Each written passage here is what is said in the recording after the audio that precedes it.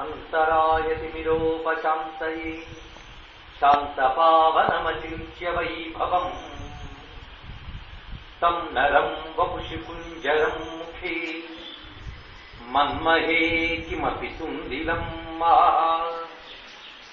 శరణం కరవాణి శర్మదం తే చరణం వాణి చరాచరోపదీప్యం కరుణామసృణైఃకటాక్షపాతైః కురు మామంబసుతార్థసార్థవాహం శారదా శరదాంభోజవదనా వదనంబుజే సర్వదా సర్వదాస్మాకం సన్నిధిః సన్నిధిం క్రియాత్ విమలపటీ కమలకుటీ పుస్తక రుద్రాక్షసహస్రపుటీ కామాక్షి పక్ష్మలాక్షి కలిత విపంచీ విభాసి వైరించి వాగర్థావివ సంపృష్టం వాగర్థ ప్రతిపత్తయే జగతః పితరౌ వందే పార్వతీ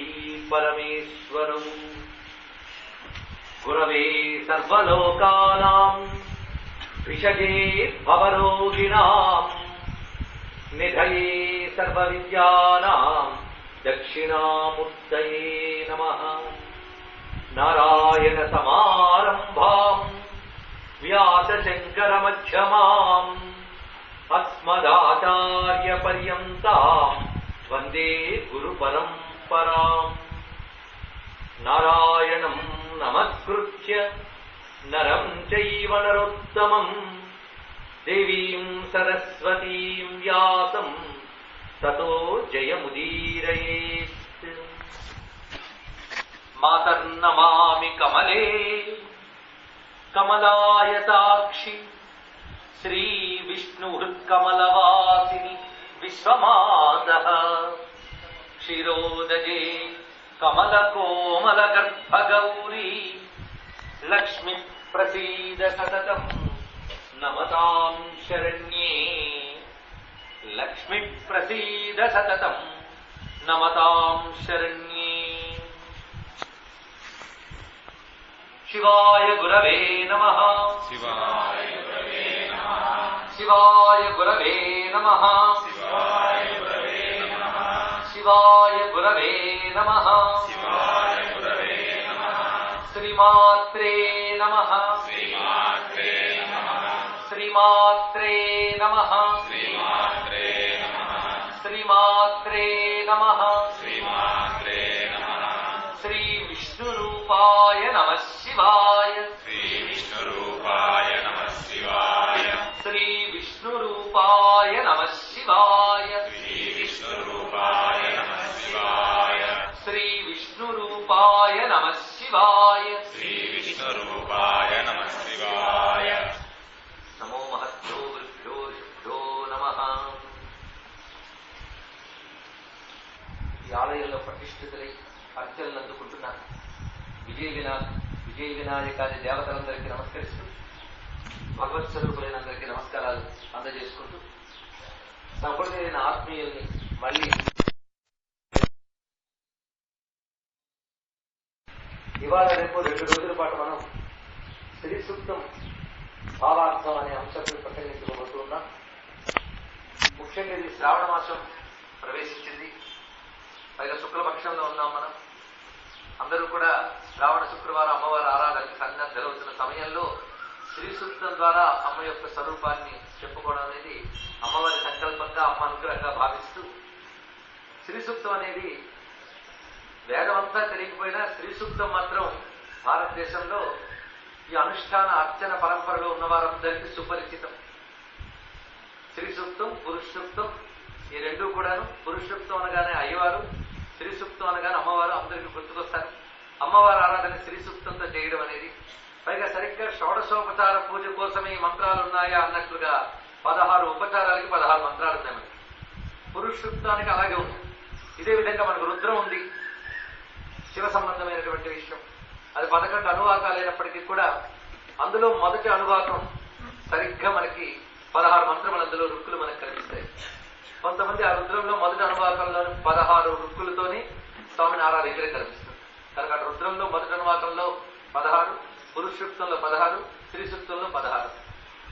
ఇలా మనకి ఈ షోడశ సంఖ్యతో చెప్పబడుతున్నటువంటి మంత్రరాశి. పైగా స్త్రీ సూక్తంలో మరొక ప్రత్యేకత ఏమిటి అంటే ఇవాళే ఒక చక్కని ఔచిత్యం దాని సందర్భంలో కనిపించింది. 15 సంవత్సరాలైన సందర్భంగా అన్నారు. స్త్రీ సూక్తంలో సరిగ్గా మంత్రములు 15 ఉన్నాయి. 16వది ఫలశ్రుతి యశ్చిప్రైతో బుద్ధా అక్కడే. అలాగే పురుష సూక్తం కూడా సరిగ్గా 15 ఉంటాయి. 16వది చిట్ట చివరిగానే అనుసంధానంగా చెప్పబడుతున్నది. రుద్రం కూడా నమస్తే అస్తు భగవాన్ కలిపితేనే 16 అయింది, లేకపోతే అక్కడికి 15 అవుతుంది. నమస్తే అస్తు భగవాన్ నిజానికి అందులో భాగం కాదని తర్వాత ప్రవేశింపజేశానంటారు. ఇలా చూస్తే మనకి 15 సంఖ్య ఉన్నది. ఈ 15 సంఖ్యకి స్త్రీ సూక్తంలో 15 మంత్రాలకి ఏదో ఔచిత్యం ఉన్నది. పైగా మరొక మహా విషయం ఏంటంటే స్త్రీ సూక్తం అనగానే స్త్రీ సంబంధమైన మరో 2 శబ్దాలు కూడా గుర్తుకొస్తాయి. ఒకటి శ్రీ విద్య, ఇంకోటి శ్రీ యంత్రం. అమ్మవారి ఆరాధన శ్రీ విద్య అని మనం అంటాం. శ్రీ విద్యకి స్త్రీ సూక్తాలకు కూడా ఒక అనుబంధం ఉన్నది.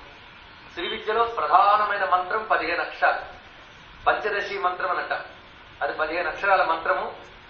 ఇది 15 రుక్కులతో కూడినటువంటి సూక్తము. దీనిలో కూడా ఏదో ఒక అనుబంధం మనకున్నది.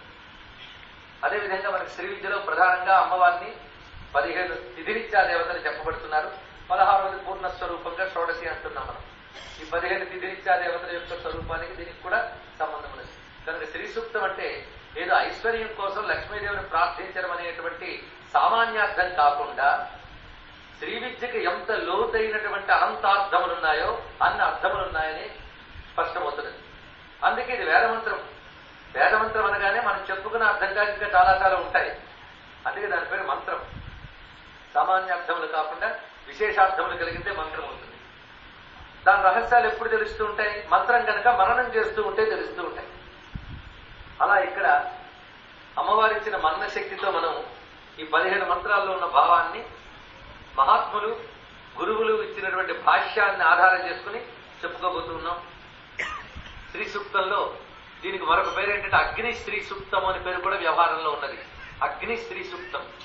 ఎందుకంటే ఇందులో ప్రార్థన నిజానికి అగ్నిదేవుని ప్రార్థనతో మొదలవుతుంది. జాతవేద అంటూ అగ్నిని ప్రార్థిస్తారు. అగ్ని ద్వారా అమ్మవారి కృపని అర్థిస్తూ ప్రార్థిస్తారు కనుక దీనికి అగ్ని స్త్రీ సూక్తం అనే పేరు కూడా మనకు కనబడుతూ ఉన్నది. పైగా స్త్రీ సూక్తం పేరుకు 15 సూక్తములు క్లుప్తంగా కనబడుతున్నప్పటికీ దీన్ని రకరకాల ప్రయోగములు చేసే శాస్త్రాలు చాలా ఉన్నాయి. వాటిని మనం ఆగమాలు కల్పాలు అని చెప్తూ ఉంటాం. ఈ ఆగమ శాస్త్రాల్లో మంత్రశాస్త్రాల్లో స్త్రీ సూక్తం ఆధారంగా ఎన్ని రకాల ప్రయోగాలు చేయొచ్చో చెప్పారు. మొత్తం 15 సూక్తములు కలిపి దాన్ని అనుష్ఠానం చేసి కొన్ని సిద్ధులు పొందవచ్చు. 15 సూక్తంలో ఒక్కొక్క సూక్తాన్ని ప్రత్యేకించి అనుష్ఠానం చేసి ఒక్కొక్క రకమైన ఫలితాన్ని పొందవచ్చు అని చెప్పారు. అనుష్ఠానంలో రకరకాల ప్రయోగాలు ఉన్నాయి. మహారత్న కోశము ఇత్యాది గ్రంథాల్లో దాని విశేషములు ఉన్నాయి. అయితే అందులో ప్రస్తావన చెప్తారంటే ఇలాంటి ప్రయోగాలతో స్త్రీ సూక్తం వైభవాన్ని చెప్పేటువంటి అంశములు ఉన్నటువంటి పుస్తకం కూడా అయోగ్యులకు చూపించరాదన్నాడు. అంత గట్టి శాసనం చేశాడు చూడండి. యోగ్యులైన వరకే చూపించాలి. ఎందుకు అలా చెప్పారు అంటే ఆ సంపద అనేటువంటిది యోగ్యులకు లభించినప్పుడే అది జగత్తుకు ఉపకారం అవుతుంది. అది యోగ్యులైన వారికి అది అందజేయాలి. అయోగ్యులెవరు యోగ్యులెవరు కూడా చెప్పారు. అమ్మవారి అనుగ్రహానికి పాత్రులు యోగ్యులు, అపాత్రులు అయోగ్యులు. పాత్రులు ఎవరు అనే విషయం కూడా మనకి శాస్త్రములందరూ చెప్పారు. అది కూడా మనం చెప్పుకుంటాం. ఇలాగా స్త్రీ సూక్తం అనగానే దానికి కొన్ని అర్హతలు కూడా ఉన్నాయని తెలుస్తుంది. అర్హత అధికారం అన్నప్పుడు మంచి సంస్కారములే దానికి అర్హత. మనం ఎలాగో ఎల్లుండి శ్రావణ శుక్రవారం చేసుకోబోతూ ఉన్న వాళ్ళకి తెలుసు చారుమతి అని ఆవిడ చేసింది. ఇదేదో పేరు చాలా బాగుంది అనుకుంటాం. చారుమతి. చారు అంటే అందమైన, మతి అంటే బుద్ధి. అందమైన బుద్ధి ఉంది. బుద్ధికి అందమా? శరీర అందం అంటే మాట్లాడగలం కానీ బుద్ధి యొక్క అందం ఏమిటి అంటే బుద్ధి యొక్క అందం ఏంటంటే సల్లక్షణాలే. సల్లక్షణాలు కలిగిన బుద్ధి చారుమతి. అలాంటి చారుమతి గల వారికే అమ్మవారి స్వప్నంలో దర్శనం ఇచ్చారు. తనని ఎలా అనుగ్రహం పొందాలో చూపించారు వ్రతం ఇచ్చి. అందుకే అమ్మవారి ఉపాసనకు కావాల్సింది చారుమతి. ఒకవేళ మనకు మంచిగా ఉండాలనిపిస్తూ ఉంటుంది కానీ ఉండలేకపోతూ ఉంటాం. అదొక దౌర్బల్యం. మనకే అనిపిస్తుంది చాలా మంచిగా ఉంటాను, రేపటి నుంచి తప్పకుండా బాగుంటానండి అంటాం. ప్రతిదీ అదొకటి నుంచి వచ్చింది మనకి. రేపటి నుంచి, ఇప్పటి నుంచి అనుకుంటే పర్వాలేదు. రేపటి నుంచి కొంచెం వాయిదా చాలా వాయిదా అయిపోతుంది. ఇప్పటి నుంచే చక్కగా ఉందాము అనుకుంటే మాత్రం ఉండలేకపోతూ ఉంటామే. అమ్మవారిని ఆరాధన చేస్తారు, ఉండేటట్టు చేస్తుంది. న క్రోధో నచ మాత్సర్యం నలోభో నా శుభామతి భవంతి కృతపుణ్యానాం భక్తానాం శ్రీ సూక్తం జపేత్ సదా. ఫలశ్రుతులు చెప్తాడు. అంటే శ్రీ సూక్తకి అసలైన ఫలం ఇది. అందుకే నేను మంత్రం ప్రారంభించి కూడా ఫలం చెప్పాను. ముందు ఫలం చెప్తే కానీ మంత్రం మీద ఆసక్తి పుట్టదు. అది ఈ ఫలం ఎంతమంది ఆశిస్తారో తెలియదు, కానీ అసలు ఆశించవలసిన ఫలం ఇదే. న క్రోధో నచ మాత్సర్యం నా లోభో నా అశుభామతి. అలాంటి అశుభమతి గాని క్రోధము గాని ఇచ్చాదనేవి కలపకుండా ఉన్న స్థితి ఎవరికి వస్తుంది?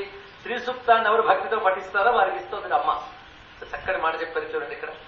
అలాంటి సద్బుద్ధిని ఇచ్చే అమ్మ అనుగ్రహం కూడా శ్రీ సూక్తం ద్వారానే మనం పొందవచ్చు. అయితే ఈ శ్రీ సూక్తంలో చెప్పబడే దేవి ఎవరు?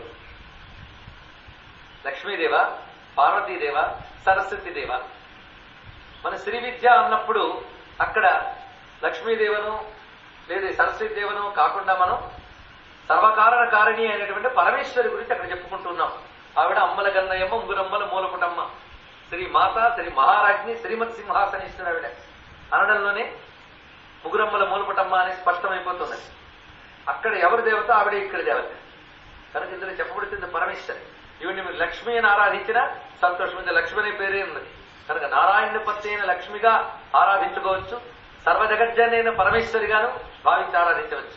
అందుకే దీన్ని శ్రీయంత్రంలో ఆరాధనలోను అమ్మవారి యొక్క ఏ రూపపు ఆరాధనలోనైనా సరే శ్రీ సూక్తంతో ఆరాధించడం ఉంది. శ్రీచక్రాన్ని కూడా శ్రీ సూక్తంతో ఆరాధిస్తాం మనం. అమ్మవారు ఏ పూజ చేసినా, భారతీయ పూజ చేసినా శ్రీ సూక్త మంత్రాలతో చేయడం ఉన్నది. కనుకనే జగదంబకి సంబంధించినటువంటి మంత్ర రాశి ఇందులో చెప్పబడుతుంది. ముగురమ్మల మూలపుటమ్మ అయిన మహాలక్ష్మి, అది ఇందులో ప్రధానమైన దేవతా స్వరూపం. అయితే దీన్ని యొక్క స్థానం ఏది, ఎక్కడి నుంచి తీసుకురాబడింది? వేదములో ఉన్నది. వేదంలో చెప్పబడితే సూక్తము అని అంటాం. సూక్తం అనే మాట ఉందంటేనే వేదములందు ఉన్నది అని. అలా వేదములో చెప్పబడ్డ అమ్మవారి సూక్తమే. ఇంకా సరస్వతి సూక్తం ఉన్నది, ఇంకా చాలా చాలా ఉన్నాయి. కానీ ఎన్ని సూక్తములు ఉన్నప్పటికీ శ్రీ సూక్తాలకు ఒక ప్రత్యేకమైనటువంటి ప్రాధాన్యం మనకు కనబడుతుందంటే ఇందులో ఎన్నెన్నో విశేషములు ఉన్నాయి. అందుకే ఇది వేదమునందున్నది. ఏ వేదమునందున్నది? ఋగ్వేదంలో ఇది కనబడుతోంది. కానీ దీని అసలు మూలస్థానం అధర్వణ వేదంలో అని చెప్తారు. ఇక్కడ అధర్వణ వేదంలో ఉన్నది, ఋగ్వేదంలో కూడా చేర్చబడినది. అందుకే దీనికి ఋగ్వేద పరిశిష్టము అన్నారు పెద్దలు. ఋగ్వేద పరిశిష్టము. దీని ఖిలకాండము అని కూడా అంటారు. ఖిల అంటే ప్రధానమన్నీ పెట్టేశాక మిగిలిన దాన్ని ఖిల అంటారు. అలా ఖిలకాండము అంటారు. మిగిలింది అంటే పనికిరాందని, తక్కువదని అర్థం కాదు ఇక్కడ. ఇది ఆ విధంగా వేదంలో ఉంటూనే కొంచెం ప్రత్యేకంగా ఉండడం చేతనే దీన్ని అందరూ కూడా జపించుకోవడానికి, పఠించడానికి శబ్ద ఉచ్చారణ దోషములు లేకుండా అది మాత్రం అండర్లైన్ చేసుకోవాలి. అందరూ చేయించండి అని తప్పులతో చదవకూడదు. చిన్న ఒక్క చోట కానీ స్వరలోపం వచ్చినా, కనీసం ఉచ్చారణ లోపం వచ్చినా ప్రమాదం ఉంటుంది మంత్రంలో. ఎందుకంటే అర్థం దీనికి అంత అవసరమో, శక్తి, దాని శబ్దశక్తి అంత అవసరం. ఇంకా చెప్పాలంటే మనకు అర్థమయ్యే అర్థం కంటే దీనిలో ఉన్న అర్థాలు చాలా ఉన్నాయి. అదే శబ్దశక్తిలో దాగి ఉన్నాయి. అది శబ్దశక్తి జాగ్రత్తగా ఉండాలంటే ఉచ్చారణ జాగ్రత్తగా ఉండాలి. ఎక్కడ ఏ ఉచ్చారణ తేడా వస్తే ఎలాంటి ప్రమాదాలు ఏర్పడతాయి కూడా నేను సందర్భం బట్టి చెప్తాను. ఇది పరిశిష్ట మంత్రం కనుక స్వరాదుల నియమం లేకపోయినా ఉచ్చారణ నియమం మాత్రం చాలా ముఖ్యం. కనుకనే కొంతమంది దీన్ని ఋగ్వేదంలో ఖిలభాగం అన్నారు. ఖిలభాగం అని దేన్ని అంటారు అది కూడా చెప్పాలి కదా. ఖిలకాండము అని దేన్ని అంటారంటే వేదంలో ఏ మంత్రాన్ని దేనికి వినియోగించాలో చెప్పే ఒక శాస్త్రం ఉంటుంది. దానికి కల్పసూత్రములు అని చెప్తారు. ఈ కల్పసూత్రాల్లో ప్రతి మంత్రం ఎలా వినియోగించాలో చెప్తారు. అలాంటి వినియోగాల్లో త్రిశక్తి గురించి చెప్పలేదు. కనుకనే కల్పసూత్రముల యందు వినియోగం చెప్పబడని మంత్రాలని ఖిలకాండం అంటారు అని నిర్వచనం. కానీ కల్పసూత్రాల్లో చెప్పలేదు, కానీ ఆగమశాస్త్రాల్లో దీన్ని ఎలా వినియోగించుకోవాలో చెప్పారు. ఆగమశాస్త్రాలు అన్నప్పుడు అది సర్వులు చేయదగ్గ విధానంలో ఉంటుంది. కనుకని దీన్ని ఖిలకాండం ఎందుకంటారు ఇది ఒక విషయం. ఇంకోటి ఖిలకాండము అన్నప్పుడు వేదమంత్రాలకి ప్రధానంగా వేదంలో మనకి సంహిత అనేది ప్రధాన భాగం కదా. చాలా మందికి వేదంపై అవగాహన ఉన్న మహాత్ములు ఇక్కడ ఉన్నారు. సంహిత అనేది ప్రధాన భాగం, మెయిన్ టెక్స్ట్ అంటారు దాన్ని. మెయిన్ టెక్స్ట్ సంహిత. ఈ సంహితని పాఠంగా బోధించేటప్పుడు సంహితా పాఠం ఒకటి ఉంటుంది. ఇది కాకుండా పదం, క్రమం, ఘన, జట ఇలా రకరకాల పాఠాలతో వేదం అనే టెస్ట్ని మన వాళ్ళు రక్షించారు. అది కూడా తెలుసు కదా, ఘనపాఠం ఇలాంటివి అంటాం. అలాగే పదపాఠం, క్రమపాఠం, ఘనపాఠం, ఇంకా ఇంకా వెళ్ళగలిగితే చాలా చాలా పాఠాలు ఉన్నాయి. ఇది ఎందుకు అలా చేశారంటే, ఇలా చేయడం వల్లనే వేదంలో ఇంకేవి చేరలేదు, వేదం వేదంగా కాపాడబడింది. ఆ సిస్టమ్ అంత గట్టిగా ఏర్పరిచారు మన పెద్దవాళ్ళు. దానికి నియమాలు పెట్టడం, పద్ధతి పెట్టడం ఎందుకు అంటే, అది ఏమాత్రం అపభ్రంశం పొందకుండా యథాతథ స్వరూపంతో కాపాడబడ్డం కోసం. ఒక్క విషయం సగర్వంగా చెప్పుకోగలం, ప్రపంచం మొత్తం మీద ఎటువంటి మార్పులకి లోను కాకుండా యథాతథంగా ప్రాచీన కాలంలో ఎలా ఉందో ఇప్పటికే అలా ఉన్నటువంటి ఏకైక విద్య వేద విద్య మాత్రమే. మిగిలిన అన్ని విద్యల్లో ఏవేవో చేరిపోయాయి, ఏవేవో కలిసిపోయాయి. ఎందువల్ల అంటే దానికున్న నియమాలు ఇంక దేనికి లేవు. మీరు ఏ గ్రంథం చేయండి, దాన్ని ఈ స్వరంతోనే చెప్పాలని ఉండదు. ఏదో సంగీత శాస్త్ర గ్రంథాలు వదిలేస్తే ఈ స్వరంతోనే ఇది అనాలి అని ఉండదు. ఒక వేదానికే స్వర నియమం ఉంది, పాఠ నియమం ఉంది. ఈ పద, క్రమ, ఘన ఇవన్నీ పెట్టడం వల్ల వేదంలో ఇతరాలు చేరడం కానీ అపభ్రంశం కానీ లేదు. ఇప్పుడు ఏమిటంటే ఒక చిన్న బాధాకరమైన అంశం, ఈ రోజుల్లో కొంతమంది నియమాలని తప్పి ఈ వేదాలను అందరూ చేయించండి అని. అందరూ అన్నప్పుడు ఇక్కడ పెద్ద చర్చ చేయడం కాదు, కానీ వేదం పఠించినప్పుడు నియమాలు ఎందుకు ఏర్పరిచారంటే దాని యొక్క అసలు స్వరూపం కాపాడటం కోసమే మన వాళ్ళు నియమాలు ఏర్పరిచారు. ఈ మధ్యకాలంలో కొన్ని చోట్ల కొన్ని చేదు అనుభవాలు ఎదురవుతున్నాయి. కాబట్టి మా పిల్లవాడు ఫలానా మిషన్లో చేరి సూక్తాలు నేర్చుకుంటున్నాడంటే వాడు చదువుతాడు మైక్ దగ్గర. పైగా ఆయన సభకి స్పాన్సర్ చేశాడు కనుక నిర్వాహకులకు కూడా తప్పదు, వాళ్ళ పిల్లాడికే చదివించారు. ఆయన వచ్చి అందుకుంటాడు మైక్. ఆ పిల్లాడు అక్షర దోషాలు, స్వర దోషాలు అన్నిటితో చదువుతాడు. అప్పటి నుంచే తప్పులతో నేర్పితే తర్వాత వాడికి ఒప్పు కూడా చెప్పినా తప్పుగానే అనిపిస్తుంది. వాడికి తప్పులే ఒప్పులు అయిపోతాయి. ఇలాంటి తరాన్ని మనం ఇప్పుడు తయారు చేసిస్తే తప్పుడు తరాన్ని తప్పుడు విద్య మిగిలిపోతుంది. ఇప్పుడు చాలా వాటికి ఆ గట్టి పట్టింది. అందుకే పిచ్చుక మీద బ్రహ్మాస్త్రాలు, అన్నప్రాసన నాడే ఆవకాయలు పెట్టే ప్రయత్నాలు చేయొద్దు. పసిపిల్లల చేత సూక్తాలు చదివించేసి స్వర విహీనంగా, ఉచ్చారణ రహితంగా వాళ్ళ చేత చేయించి వాళ్ళని దెబ్బతీయవద్దు, వాళ్ళ భవిష్యత్తుని దెబ్బతీయవద్దు. చెప్పించుకోవడానికి శ్లోకాలు చాలా ఉన్నాయి, నీతి శతకాలే కొల్లలున్నాయి. మరి మేము ఉద్ధరించకపోతే వేదం ఎలా ఉద్ధరింపబడుతుందని మనమే తాపత్రయపడక్కర్లేదు. వేదం మనల్ని ఉద్ధరిస్తుంది కానీ వేదాన్ని మనం ఉద్ధరించక్కర్లేదు. ఇది తెలుసుకోవాలి. నోరారా చదువుకోవడానికి, బతుకు బాగు చేసుకోవడానికి శతకాలు, శ్లోకాలు, స్తోత్రాలు కొల్లలున్నాయి. వాటి మీద పడండి. అంతేగాని కొన్నిటికి కొన్ని మర్యాదలు ఉంటాయి. పసిపిల్లాడికి దీపాలు, అగ్ని ఇచ్చి ఆడుకోండి అంటామా? వాళ్ళు ఏ పట్టుకోవాలో అవి పట్టుకొని ఇస్తాం. అలాగే దేనికైనా దాని మర్యాదలు ఉంటాయి అని చెప్తూ వేదాన్ని ఎందుకు మర్యాదల్లో పెట్టారో కూడా, ఒక వేద భాగాన్ని ముట్టుకోబోతున్నాం కనుక ఉపోద్ఘాతం ఇవ్వడం జరిగింది. అయితే దీనికి మాత్రం పదక్రమ పాఠాలు లేవు. ఇది చెప్పడం విషయం. శ్రీ సూక్తానికి మాత్రమే పదక్రమ పాఠం పెట్టలేదు. దీన్ని బట్టి దేనికైతే పదక్రమ పాఠాలు లేవో దానికి కిలకాండం అని అంటారు. ఇన్ని రకాలుగా దీనికి కిలకాండం అని, పరిశిష్టం అని ఎందుకంటారో చెప్పడం జరిగింది. దీని పదక్రమ పాఠం లేదు, సంహితగానే ఇది కనబడుతున్నది. ఇది దీని యొక్క ఉపోద్ఘాతం అని చెప్పబడుతుంది. అయితే ఇందులో చెప్పబడిన దేవత ఎవరు అంటే శ్రీ దేవత. శ్రీహి దేవత, అమ్మవారి పేరు శ్రీ అండి. ఆవిడ సృష్టికర్త్రి అయినప్పుడు మాత అయింది, పాలనకర్త్రి అయినప్పుడు మహారాణి అయింది, సర్వమును లయం చేసినప్పుడు సింహాసనేశ్వరి అయింది. కానీ మూడింటిలో మాత్రం శ్రీ మాత్రం అలాగే ఉన్నది. ఆవిడ శ్రీ మాత, శ్రీ మహారాజ్ని, శ్రీ మత్ సింహాసనేశ్వరి అన్నప్పుడు ఆ తల్లి పేరే శ్రీ, శ్రీ అయిన తల్లి. అలాంటి శ్రీదేవిని స్తుతించేది గనక శ్రీ సూక్తము అని దీని యొక్క పేరు. ఇందులో చెప్పబడుతున్న దేవత గురించి ఇతర పురాణాల్లో శ్రీ సూక్తం యొక్క ప్రస్తావన కనబడుతూ ఇందులో చెప్పబడుతున్న దేవత ఎవరో చెప్తున్నారు. లలిత, శారదా, లక్ష్మి, రేఖ ఇవ భగవత్యుమా. దేవి పురాణంలోని వాక్యం. లలిత, శారదా, లక్ష్మి ఇవన్నీ కూడా ఏకా ఏవా. ఆవిడెవరంటే భగవతి ఉమా. ఉమా అన్నప్పుడు బ్రహ్మ విద్యాస్వరూపిణి. ఉమా అనే నామం ఎక్కడొచ్చినా బ్రహ్మ విద్యాస్వరూపిణి అర్థం చేసుకోవాలి. అందుకే కేనోపనిషత్తులు ఉమా హైమవతి బహుశోభమాన అని చెప్పారు కదండి. కనుక ఉమా అంటే బ్రహ్మ విద్యాస్వరూపిణి అయిన తల్లినే లలిత అని, శారద అని, లక్ష్మి అని అంటాం.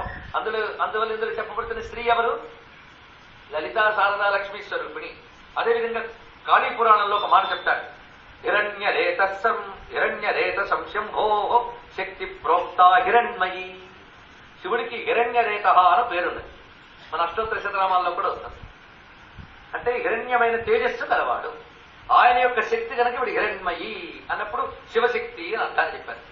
ఆవిడ్ని ధనార్థ విరూపాస్తైష జాతవేదసి సర్వదా. ధనం కోరుకున్నటువంటి వారు ఆ తల్లిని అగ్నియందు ఆరాధించాలి అన్నారు. జగదంబని అగ్నియందు ఆరాధించితే ఐశ్వర్యం లభిస్తుంది. ఇది ప్రత్యేకత. అందుకే జాతవేదో మమావహ అని మన అడల్లో అగ్నియందు ఆరాధించాలి. జాతవేద అంటే అగ్ని కదా, అగ్నిదేవుడు ప్రార్థిస్తున్నాం. కానీ అగ్నియందు అమ్మను ఆరాధించినప్పుడు ఐశ్వర్యం వస్తుంది. దీనికి ప్రధానంగా వేద ప్రమాణం అనుకున్నది అగ్ని నారయమశ్నవత్ అని శాస్త్రం. అంటే ఐశ్వర్యం కావాలన్నవాడు అగ్నిని ఆరాధించాలి. అందుకే శ్రియమిచ్చే దుశాసనం అన్నారు. శ్రియం కావలసిన వాడు, సంపద కావలసిన వాడు హుతాసనం, అగ్ని ద్వారా సంపదను పొందాలిట. అగ్నిదేవుడిని ఆరాధిస్తే సంపద వస్తుంది. అలాగే జ్ఞానం ఇచ్చేది మహేశ్వర, జ్ఞానం కావాలంటే మహేశ్వరుడి వల్ల వస్తుంది. మోక్షం ఇచ్చేది జనార్దన, మోక్షం కావాలంటే జనార్దన వల్ల వస్తుంది. ఆరోగ్యం భాస్కరాదిచ్చేది. ఇలా ఒక్కొక్కరి వల్ల ఒక్కొక్కరి వస్తాయన్నప్పుడు శ్రీయం ఇచ్చేది హుతాసన అంటున్నారు. అగ్ని ద్వారా స్త్రీయం సంపద వస్తుంది అని చెప్పడం చేత అగ్ని యందు ఈ తల్లిని మనం ఆరాధిస్తున్నాం. ఆరాధించేది ఎవరిని? తల్లిని. దేని ఎంత ఆరాధిస్తున్నాం? అగ్ని ఎంత ఆరాధిస్తున్నాం. అందుకే దీనికి కొందరు శిష్యులు అగ్నిశ్రీ సూక్తము అని పేరు పెట్టడంలో ఉన్నటువంటి ప్రత్యేకత.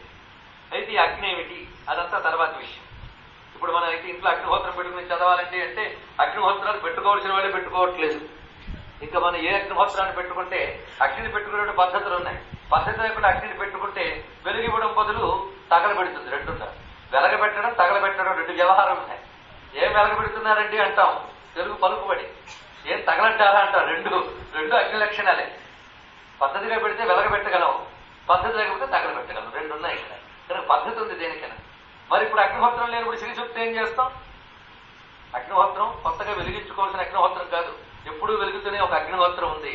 ఆ అగ్నిహోత్రముని ప్రార్థిస్తూ అందులో అమ్మవారిని ధ్యానిస్తే అది సరిపోతుంది. ఆ ఎప్పుడు వెలిగే అగ్నిహోత్రం ఏదో తెలుసుకుంటే శ్రీ సూక్తం నిత్యం పఠించుకోవచ్చు. ఇక దీని ప్రయోగాలు చాలా చాలా ఉన్నాయి. ఇప్పుడు ఇది విన్నాక ఇది చేసుకుని బాగుపడాలని తపనున్న వాళ్ళనే కదా అందరం కూడా. కనుక చేసుకున్న ప్రయోగాలు నిత్యం పఠించినా చాలు. అందుకే నిత్య పఠనమే దీనికి చెప్పారు. ప్రత్యేకించి ఏదైనా కావాలంటే కూడా రకరకాల ప్రయోగాలు ఉన్నాయి. అవి కూడా సందర్భం బట్టి ఏవి సభలలో చెప్పవచ్చో ఆ మర్యాద అనుసరించి అంత మాత్రమే చెప్పడం జరుగుతుంది. ఈ 2 రోజుల్లో వాటిని కూడా శ్రద్ధ గల వారు జాగ్రత్తగా గుర్తుపెట్టుకుని అనుష్ఠించుకుని ఫలితాన్ని సులభంగా పొందవచ్చు. ఇప్పుడు ఇందులో చెప్పవలసిన దేవత ఎవరో తెలిసింది కదా, సర్వకారణ కారిణి అయినటువంటి పరమేశ్వరి. ఇక దీన్ని అనుసంధానం చేసేటప్పుడు దీనికి ఋషి ఎవరు, దేవత ఎవరు, ఛందస్సు ఏమిటి అనేటువంటి చెప్పడం మన సంప్రదాయం. ఏ మంత్రం గురించి చెప్పినా దాన్ని దర్శించిన ఋషి. మనం గతంలో అనేక మార్లు చెప్పుకున్నాం, మంత్రాలను సృష్టించిన వాళ్ళు ఉంటారు, దర్శించిన వాళ్ళు ఉంటారని. అది ఈ మంత్రం ఎవరికి దర్శనం ఇచ్చింది అది మీకు ఫలశ్రుతిలో ఆ మంత్రం గురించి చెప్తూ ఆనంద కర్తమశ్చైవ చిక్లీతి విస్తృతా ఋషయస్తే త్రయ పుత్రా స్వయం శ్రీదేవి దేవత అక్కడే చెప్పారు. దీని 3 ఋషులు ఉన్నారట. ఆనందుడు, కర్దముడు, చిక్లీతుడు. ఆనంద, కర్దమ, చిక్లీత వీళ్ళు 3 ఎవరంటే లక్ష్మీదేవి కొడుకుంటాయి. వాళ్ళు త్రయపుత్రాహ, వాళ్ళు 3 పుత్రులే. ఎవరికి? ఆ తల్లి. అంటే స్వయం శ్రీదేవి దేవత. దేవత ఎవరంటే స్వయంగా శ్రీదేవి దేవత, ఆ పుత్రులే ఋషులు. అంటే వాళ్ళ అబ్బాయికి చూపించింది. అనగానే లక్ష్మీదేవికి 3 కొడుకులు అనమాట అని మళ్ళీ పురాణ పక్కిలో ఆలోచించడం కాదు ఇక్కడ పద్ధతి. ఆ లక్ష్మీ తత్వం బాగా గ్రహించి ఆమెకు తనయులుగా వ్యవహరింపబడుతున్న వాళ్ళు వీళ్ళు 3. ఈ 3 ఋషులే కాకుండా 3 రకాల భావాలు, ఆనంద, కర్దమ, చిక్లీత. ఈ 3 భావాల గురించి కూడా మనం తర్వాత విస్తారంగా చెప్పుకున్నాం. మొత్తానికి ఆ 3 మహర్షులు ఉన్నారు, ఆనందుడు, కర్దముడు, చిక్లీతుడు. వీరు అమ్మవారి ఉపాసన ద్వారా, తపస్సు ద్వారా అమ్మ యొక్క దివ్య మంత్ర రాశిని దర్శించగలిగారు.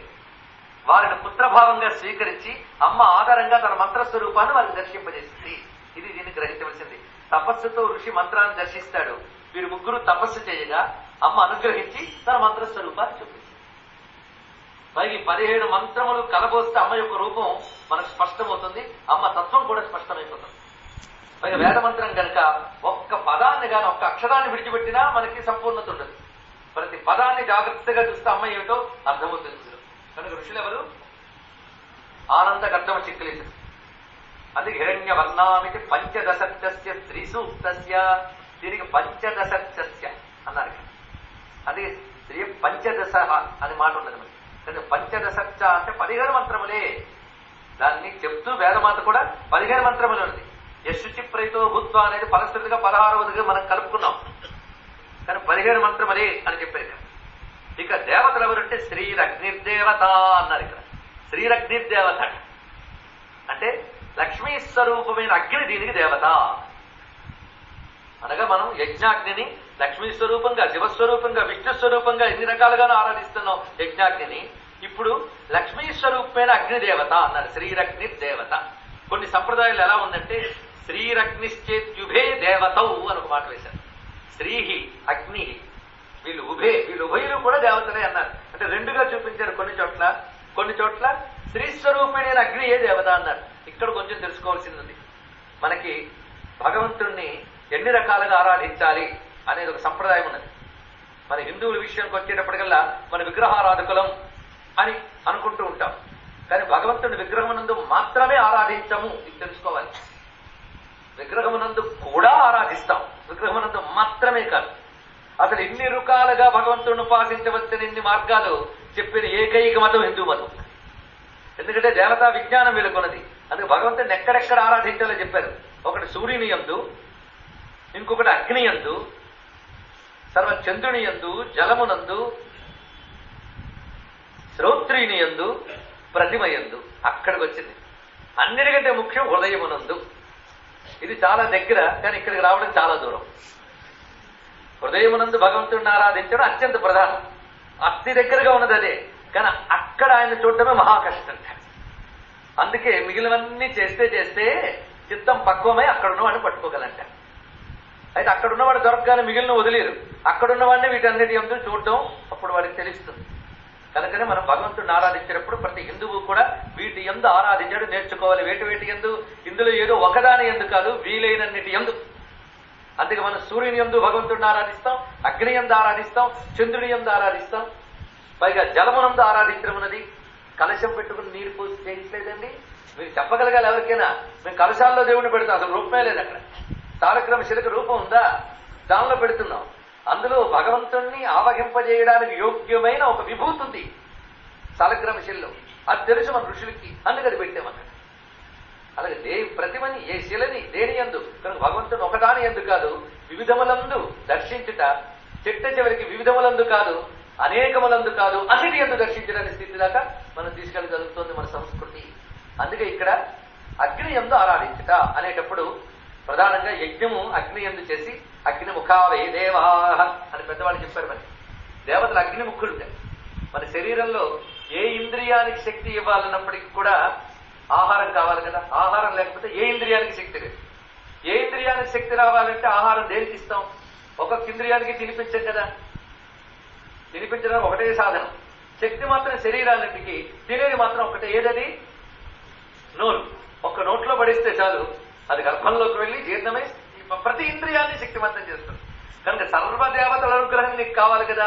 సర్వదేవతల అనుగ్రహం నీకు కావాలంటే వారికి ఒకటే ముఖంట. ఆ ముఖం ఏంటంటే అగ్ని.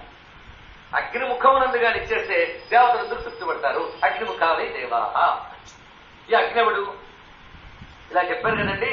అందుకో మంట పెట్టేసి అందులో అన్ని పడేస్తున్నాం అంటే అలా కుదరదు. మళ్ళీ అగ్నికి సంస్కారం అని కూడా చేస్తాం. అగ్నిని సంస్కరింపజేసి, ఆ సంస్కరింపబడిన అగ్ని యందు పరమాత్మను మనం భావించి దాని యందు ఆవగింపజేస్తాం. అప్పుడు అది పరమేశ్వర స్వరూపం అయిపోతుంది. అగ్ని రుద్రో యయేషదగ్ని అని అన్నాం. ఆ విధంగా చేసుకుని ఆ అగ్ని యందు మనం భగవంతుని ఆరాధిస్తున్నాం. అందుకే భారతీయ సంస్కృతిని మీరు పరిశీలిస్తే ఏ దేవతారాధనలైనా హోమం అనేది ప్రత్యేకంగా ఉంటుంది. ఏ దేవతకి జపం చేసినప్పటికీ కూడా ఆ జపంలో కొంత సంఖ్యను హోమం చేయాలని ఎందుకు చెప్తున్నారు? ఆ జపం చేత ఆరాధింపబడిన దేవతని అగ్ని ద్వారా మీరు తృప్తిపరుస్తున్నారు. కనుక ఏ దేవతనైనా అగ్ని ద్వారానే ఆరాధించాలి కదా. అందుకు ఇప్పుడు ఆ అగ్ని యందే శ్రీదేవతని మీరు ఆరాధిస్తున్నారు. కనుకనే భౌతికంగా చూస్తే యజ్ఞాగ్ని యందు, పారమార్థికంగా చూస్తే చిదగ్ని యందు. రెండు. ఇక్కడ నుంచి మీకు శ్రీ సూక్తం 2 కోణాల్లో వెళుతూ ఉంటుంది. ఒకటి మనం భౌతికంగా చేసేటువంటి ఆరాధనలు ఉపాసనాపరమైనవి, కర్మపరమైనవి. ఇంకొకటి ఉపనిషత్ పరమైనవి. మొత్తం చెప్పుకోవాలి. అలా చెప్పినప్పుడు శ్రీ సూక్తం వేద భాగం అనిపించుకోకుండా వేదాంత భాగంగా కనిపిస్తుంది. కనుక రెండూ ఉంటుంది. ఆ రెండింటినీ చూసే ప్రయత్నం మనం చేద్దాం. ఆ ప్రయత్నం సఫలీకృతం అయ్యేటట్టు గురుమండల రూపిణి అని జగదమ్మ అనుగ్రహించుదాకా అని ప్రార్థన చేసుకుందాం. ఇప్పుడు ఇప్పుడు ఆ రెండు భావాలు మనం పరిశీలించబోతున్నాం. కనుక ఇప్పుడు శ్రీరగ్ని దేవత అంటే అర్థమైపోయింది కదా. ఆ యజ్ఞాగ్ని అందే మన అమ్మని భావన చేస్తున్నాం. అయితే ఇందులోని ఛందస్సులు ఉన్నాయి. ఛందస్సు ఒక దేవత. ఛందస్సుని స్మరించకపోతే మంత్రం ఫలించింది. అందుకు ఇవన్నీ చెప్పుకుంటున్నాం. ఈ 2 రోజులు మీరు వింటున్నారు అనుకోకుండా ఎప్పుడు చెప్పిన మాట చెప్పుకుంటున్నాం. మనందరం కలిసి శ్రీ సూక్తాన్ని ఉపాసన చేస్తాం. ఎందుకంటే అర్థ మననం కూడా ఉపాసన. పఠించడము జపించడమే కాదు, అర్థ మననం పెద్ద ఉపాసన. ఈ రోజు మనం సమూహంగా కూర్చొని పవిత్ర క్షేత్రంలో ఈ శ్రావణ మాస పుణ్యవేళ అర్థ మననం అనేటువంటి మిషతో ఆ జగదమ్మని ఇక్కడ మనందరం ఉపాసిస్తున్నాం, అర్చన చేస్తున్నాం. తల్లి యొక్క అనుగ్రహాన్ని ఇక్కడున్న ప్రతి ఒక్కరూ పొందుతారు. ఇందులో సందేహం లేదు. శాస్త్ర ప్రమాణంతో చెప్పుకుంటున్నటువంటి మాట. కనుకనే ఆ మంత్రాన్ని ఉపాసించే ముందు దాని ఋషి ఎవరు, దేవత ఎవరు, ఛందస్సు ఎవరు, ఈ 3 ప్రధానంగా తెలియాలి. ఇంకా కీలకము అవన్నీ ఉంటాయి కానీ కనీసం ఈ 3 తెలియాలి. అందుకే వేద మంత్రాలకు నియమం ఉంది. అవిద్యాక్షేయములు. అవిద్యాక్షేయములు అంటే ఋషి, అగ్ని, ఛందస్సు, ఋషి, దేవత, ఛందస్సు ఈ 3 తెలియకుండా మంత్రం జపిస్తే అది ఫలించదు అని చెప్పారు ఇక్కడ పెద్దవాళ్ళు. అందుకే మనం ఇక్కడ ఋషుల్ని, దేవతని, ఛందస్సుని తెలుసుకోవాలి. ఇప్పుడు ఋషి దేవత అయిపోయారు కదా. ఋషులు ఎవరు? 3. దేవత ఎవరే చెప్పాం. ఛందస్సులు ఏంటో చెప్తున్నారు. ఛందస్సులు దేవతలు. ఇందులో ఒక్క ఛందస్సు లేదు. ఎన్ని ఛందస్సులు ఉన్నాయో చెప్తున్నారు. ఆద్యాస్తిస్రో అనుష్ఠుభ, చతుర్థి బృహతి, పంచమి షష్ఠ్యే త్రిష్టుభౌ, తతౌష్టౌ అనుష్ఠుభ, అంత్యా ప్రస్తార పంక్తి. ఇది చెప్పారు. మొదటి 3 కూడా అనుష్ఠుప్ అనే ఛందస్సులు ఉన్నాయి. మొదటి 3 మంత్రములు రుక్కులు. మొదటి 3 రుక్కులు కూడా అనుష్ఠుప్ అనే ఛందస్సులో ఉన్నాయి. 4వది ఒక్కటి బృహతి అనే ఛందస్సులో ఉన్నది. 5, 6 ఈ 2 కూడా త్రిష్టుప్ అనే ఛందస్సులో ఉన్నాయి. దాని తర్వాత చెప్పబడుతున్నవి అనుష్ఠుప్ అనే ఛందస్సులో ఉన్నాయి. ఇంకా మిగిలినవన్నీ కూడా క్రమంగా అక్కడి నుంచి క్రమంగా అనుష్ఠుప్ అనే ఛందస్సు, చివరికి ప్రస్తార పంక్తి అనబడే ఛందస్సు. ఇలా మొత్తం ఇందులో ఉన్న ఛందస్సుల గురించి చెప్పారు. దేనికి వినియోగిస్తున్నావు దీన్ని? ఒక్కొక్కరు ఒక్కొక్క కోరిక చెప్పుకోవచ్చు. అన్నిటికంటే ఒకటే కోరిక, మహాలక్ష్మి ప్రసాద జత్తే. ఎలా అనుగ్రహించాలనేది ఆవిడ వదిలేస్తే ఆవిడ చూసుకుంటుంది. ఆవిడ అనుగ్రహం 6 రకాలుగా వస్తుందని శ్రీ సూక్తంలో చివరి ఫలశ్రుతిలో కలిపి చెప్తాం. సిద్ధలక్ష్మీ, మోక్షలక్ష్మీ, జయలక్ష్మీ, సరస్వతి, శ్రీర్లక్ష్మీ, వరలక్ష్మిశ్చ ప్రసన్నా మమ సర్వదా. లక్ష్మీ అనుగ్రహం 6 రకాలుగా వస్తుంది. సిద్ధిగా, మోక్షముగా, జయముగా, విద్యగా, శోభగా, వరముగా లభిస్తున్నది. ఈ విధంగా అనుగ్రహిస్తున్నటువంటి ఆ తల్లి యొక్క ప్రసాదాన్ని మనం కాంక్షిస్తూ ప్రారంభించుకుంటూ ఉన్నాం. పైగా ఇక్కడ శ్రీ యొక్క అర్థాన్ని మనం మధ్యలో మంత్రం వచ్చినప్పుడు శ్రీ అనేది ఎక్కడ వస్తుందో అక్కడ చెప్తాను. మరి శ్రీ అంటే ఏమిటండి? శ్రీ సూక్తం అంటే శ్రీ అంటే ఎవరో చెప్పుకోవాలి కదా. కానీ శ్రీ ఒక్కటి చెప్తే చాలా దూరం వెళుతుంది. కనుక ఈ రోజు మనం మొదటి రుక్కుతో ప్రారంభించుకుని తర్వాత స్త్రీ అర్థం తర్వాత చూద్దాం. మొదటిగా హిరణ్యవర్ణ. నేను పదం ఇక్కడ పఠనంలా కాకుండా పద విభజన చేసి చెప్తున్నాను. అందుకే స్వరాదులు ఇత్యాదులు ఇక్కడ పట్టించుకోకుండా వేదానికి అర్థం చెప్పేటప్పుడు మాత్రం స్వరాల విషయం అక్కర్లేదు, కేవలం పదాన్ని విభజించుకుంటూ చెప్తే చాలు అనేటువంటి యాస్క విద్యారణ్యాది సంప్రదాయాన్ని అనుసరించి ఇక్కడ చెప్పడం జరుగుతుంది. ఆ సంప్రదాయం లేదు ఇక్కడ. అందుకే హిరణ్యవర్ణ, హరిణి, సువర్ణ రజతస్రజాం, చంద్రాం, హిరణ్మయీం, లక్ష్మీం జాతవేదో మమావహ. ఇది మొదటి రుక్ అంటారు దీన్ని. మరొక చిత్రం ఏంటంటే స్త్రీ సూక్తాన్ని సాధారణంగా మరో సూక్తంతో అనుసంధానం చేయడం ఉన్నది. ఆ సూక్తం ఏది? పురుష సూక్తం, అంతే కదా. అక్కడ చెప్పబడుతున్నవారు అయ్యవారు, ఇక్కడ చెప్పబడుతుంది అమ్మ. వీరిద్దరిలో విశేషం ఏంటంటే ఆయన సహస్రీష పురుష అని విరాట్ రూపాన్ని అక్కడ చెప్పారు. ఇక్కడ విరాట్, విరాట్ అంటే వివిధేన రాజతే ఇది విరాట్. వివిధ విధములుగా ప్రకాశించేవాడెవడో వివిధ విధములుగా ప్రకాశిస్తున్న వాడు అన్నప్పుడు ఏకత్వం ఉంది. వివిధ విధములుగా అన్నప్పుడు అనేకత్వం ఉన్నది. వివిధ విధములుగా ప్రకాశిస్తున్న వాడు అన్నప్పుడు ఏకత్వం ఉన్నది. మనకు లక్ష్యం ఎవడు? వివిధ విధములు కావు, అలా ప్రకాశిస్తున్న వాడు లక్ష్యం ఉన్నది. అది వాడు చూస్తే మామూలు రూపం కాలేదు, జైజాంటిక్. వ్యాప్తున్నాడండి బాబు అతను. సహస్రశీర్ష పురుష, సమస్త విశ్వం తానై వ్యాపించబడి విరాట్. ఇంత విశ్వాన్ని ఆయన తన యందు భాషింపజేస్తున్నాడు. దేని ద్వారా భాషింపజేయగలుగుతున్నాడు? తనదైన ప్రకృతి శక్తి ఎందు, అంతే కదా, మాయాశక్తి ఎందు చేస్తున్నాడు. మాయ వలన భాషింపజేస్తున్నాడు. మాయ చైతన్యవంతమై, ఆయన శక్తి చేత మాయ చైతన్యవంతమై జగత్తును భాషింపజేస్తున్నది. ఇదే కదా వేదాంతముల యొక్క విషయం. కనుక ప్రకృతి పరమాత్మ యొక్క చైతన్యము చేత అది చేతనత్వాన్ని పొంది వ్యక్తమవుతున్నది వివిధ విధములుగా. ఈ వ్యక్తమవుతున్న వివిధములు అన్నీ కూడా పరమాత్మ యొక్క చైతన్యము చేతనే గనక చైతన్య రూపముగా అదంతా పరమాత్మయే. ఉపాధి రూపముగా ప్రపంచము, చైతన్య రూపముగా అంతే పరమాత్మ. ఇదే కదని వేదమైన వేదాంతమైన దాని దర్శనం చెప్తుంది మనకు పురుషుడు. ఇందులో పరమాత్మ యొక్క చైతన్యము ప్రకృతి యందు ప్రవేశించి వివిధ విధములుగా భాషిస్తున్నది అని మనం చెప్పుకున్నాం. పరమాత్మ చైతన్యం ప్రకృతి యందు రాగానే ఆ ప్రకృతికి చేతనత్వం కలిగిస్తాం. కనుక ప్రకృతికి చేతనత్వము కలిగించిన ఈశ్వర చైతన్యాన్ని చిచ్చక్తి అంటారు. ఇది జాగ్రత్తగా తెలుసుకోండి. ప్రకృతికి చేతనత్వము కలిగించిన పరమాత్మ యొక్క చైతన్య శక్తిని చిచ్చక్తి అని అంటాం. ఈ చిచ్చక్తి వల్ల ఇదంతా భాషిస్తుంది. ప్రకృతి త్రిగుణాత్మకం. త్రిగుణములో చైతన్యవంతం కావడానికి కారణమైన చిచ్చక్తి. ఇది తెలుసుకోవాలి. చిచ్చక్తి వలన మూడు వ్యక్తం అవుతున్నాయి. కానీ మూడింటి ఎందుకు చూడవలసిందే అని మూడు గుణాలని, సత్వరజస్తమో గుణాలు కాదు, సత్వరజస్తమో గుణాలకి చేతనత్వము కలిగించే చిచ్చక్తిని మీరు చూస్తున్నారు. చిచ్చక్తి. ఈ చిచ్చక్తి ఎవరిని ఆశ్రయించుకున్నది? ఇప్పుడు ఇదంతా చీకటిగా ఉందండి, వెంటనే మీరు దీపం వెలిగించారు, మొత్తం ఇదంతా ఒక్కసారి కాంతివంతం అయిపోయింది. కనుక చీకటిగా ఉన్న ఈ ప్రాంతమంతా కాంతివంతం అయిపోయింది. దేనివల్ల? దీపం వల్ల. కనుక ఈ కాంతి అనే దాన్ని చిచ్చక్తి అనుకుందాం. ఈ కాంతి ఏ దీపాన్ని ఆశ్రయించుకున్నదో అని విరాట్ పురుషుడు పరమాత్మ అందాం. అర్థమైంది కదా? అయితే ఈ చిచ్చక్తిలా కాంతి ఎలా పరచుకుందో చిచ్చక్తి అలా ప్రకృతి అంతా పరచుకుంది. దాంతో ప్రకృతి చైతన్యాన్ని పొందింది. అప్పుడు ఈ చిచ్చక్తి అంతా ప్రకృతికి మనకు అంటగడుతున్నాం. ఎలాగంటే ఈ కాంతి ఓహో మొత్తం హాలు వెలిగిపోతుందండి. నిజమే, హాలు వెలిగిపోతుందని నిజమే, కానీ వెలుగు హాల్ది కాదు అది. కనుక ఈ మొత్తం ప్రకృతి అంతా చేతనత్వం పొందడానికి కావలసిన చైతన్యమైన చిచ్చక్తి ఏది ఉందో అదాన్ని ఆశ్రయించుకుని ఉన్నది. అది దాన్ని ఆశ్రయించుకుని ఉన్నాం మనమందరం, అంతే కదా. ప్రకృతిలో ఉన్న జీవులందరూ దాన్ని ఆశ్రయించుకుని ఉన్నారు. అది లేకపోతే వీళ్ళకి ఉనికే లేదు. దాన్ని ఆశ్రయించుకున్నాం మనం, అదేమో ఆయన ఆశ్రయించుకుంది. కనుకనే ఆ ఆశ్రయ శక్తిని శ్రీ అంటారు. ఇది తెలుసుకోవాలి. శ్రీయతే ఆశ్రయతే ఇది శ్రీ. ఇది ఒక అర్థం. ఈ 2 రోజులు నిన్న వస్తాయని నాకు తెలియదు. చెట్టు దేవుడికి మీరు చూపించాలి, నిన్న వచ్చాయి. చూద్దాం ఎంత గుర్తుపెట్టుకుంటామో.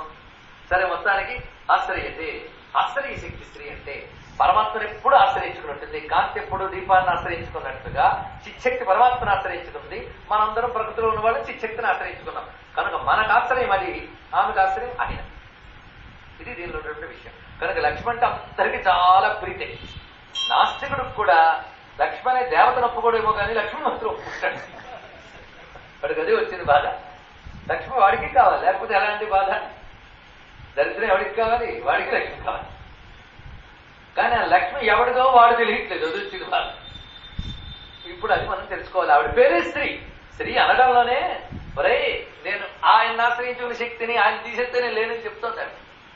కానీ పరమాత్మ భిన్నముగా చిచ్చక్తి లేదు. ఇంత రహస్యం ఇందులో ఉన్నది. ఒక్క రహస్యం చాలు కదా తెలుసుకుంటే.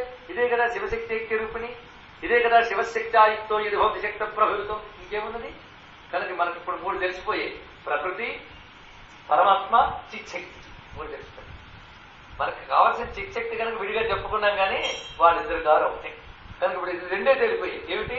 ప్రకృతి ఆయన అయిపోయింది కదా. ఈ ప్రకృతి సరే, ఈ ప్రకృతి కూడా చిచ్చక్తి లేకపోతే ఇది చైతన్యం లేదు. చైతన్యం లేనప్పుడు ఎందుకండి ఇది? మీరు ఇక్కడ ఎన్ని మైకులు పెట్టుకున్నా, ఎన్ని పెట్టుకున్నా ఎలక్ట్రిసిటీ లేనప్పుడు ఇవన్నీ వేస్ట్. రేపైనా వస్తుందంటే మీరు ఇక్కడ పెట్టగలరు. కానీ ఇంకా భూమి మీద ఎలక్ట్రిసిటీ లేదంటే ఇవన్నీ ఏం చేస్తాం? పారేయడమే. కనుక ప్రకృతి అనే జడ పదార్థానికి కూడా చిచ్చక్తి మీద ప్రకృతి ఎందుకండి? కనుక ప్రకృతికి కూడా జడమైనప్పుడు అది వేస్ట్. ఇప్పుడు ఒకటి తీసేసాం, 2 ఉన్నాయి అనుకుంటున్నాం, చిచ్చక్తి పరమేశ్వరుడు. అయ్యా చిచ్చక్తి ఆయన వేరుగా లేదు అన్నాం. ఇప్పుడు అది ఒకటే అయిపోయింది. ఇప్పుడు మిగిలిందండి ఒక్కటే మిగిలిపోయింది. ఆ ఒక్కటే ఏకో అద్వితీయం బ్రహ్మ. తెలుసుకుంటే చాలా అయిపోయింది. చిట్టచివరికి తీసుకెళ్ళిపోయాం. అక్కడికి వెళ్ళకపోతే తోచదు మనకి. అదే సమన్వయం అంటే చిట్టచివరికి అక్కడికి వెళ్ళాలి. పరతత్వంలోకి తీసుకువెళ్ళినప్పుడే దేనికైనా పరమార్థం. ఇప్పుడు మొత్తానికి ఆయన ఆయన ఆశ్రయించుకుని మనకు ఆశ్రయించింది. ఆయన నుంచి మన దాకా వచ్చింది ఆ తల్లి. ఎందుకు వచ్చింది?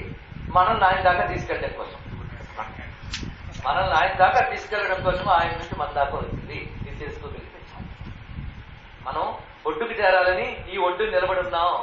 ఇంత దాటి ఎలా వెళ్తాం అని అనుకుంటున్నాం. ఆ ఒడ్డునున్న ఆయన దగ్గరికి వెళ్ళాలని ఆయన ఏం చేశాడు? తన శక్తిని పంపించాడు. పిల్లల్ని తీసుకురా ఇక్కడికి. ఆవిడ వచ్చి తీసుకెళ్ళి అక్కడ కూర్చోబెట్టాడు. అలాగా మనం ఒడ్డుని చేర్చడం కోసం ఆ తల్లి వచ్చిందండి.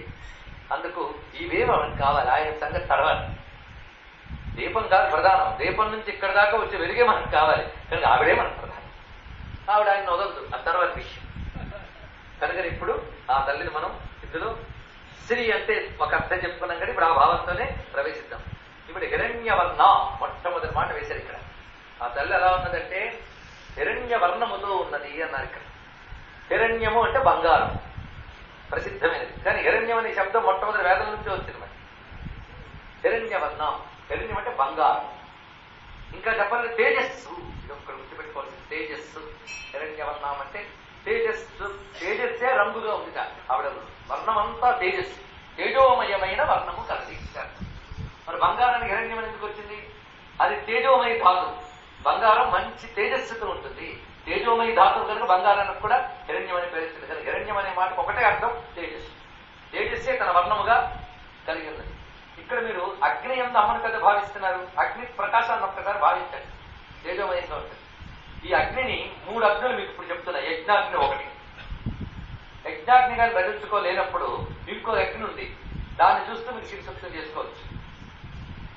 సూర్య భగవానుడు ఆయన యందు ఉన్న తేజస్సు అది హిరణ్యవర్ణం కదా. అసలు ఆయన పేరు హిరణ్మయుడు. ఆయన నుంచి ఆ తేజస్సు ఉంది కనుక ఆయన అగ్ని. మీరు నేను రగల్చవలసిన అవసరం లేకుండానే రగులుతున్న అగ్ని.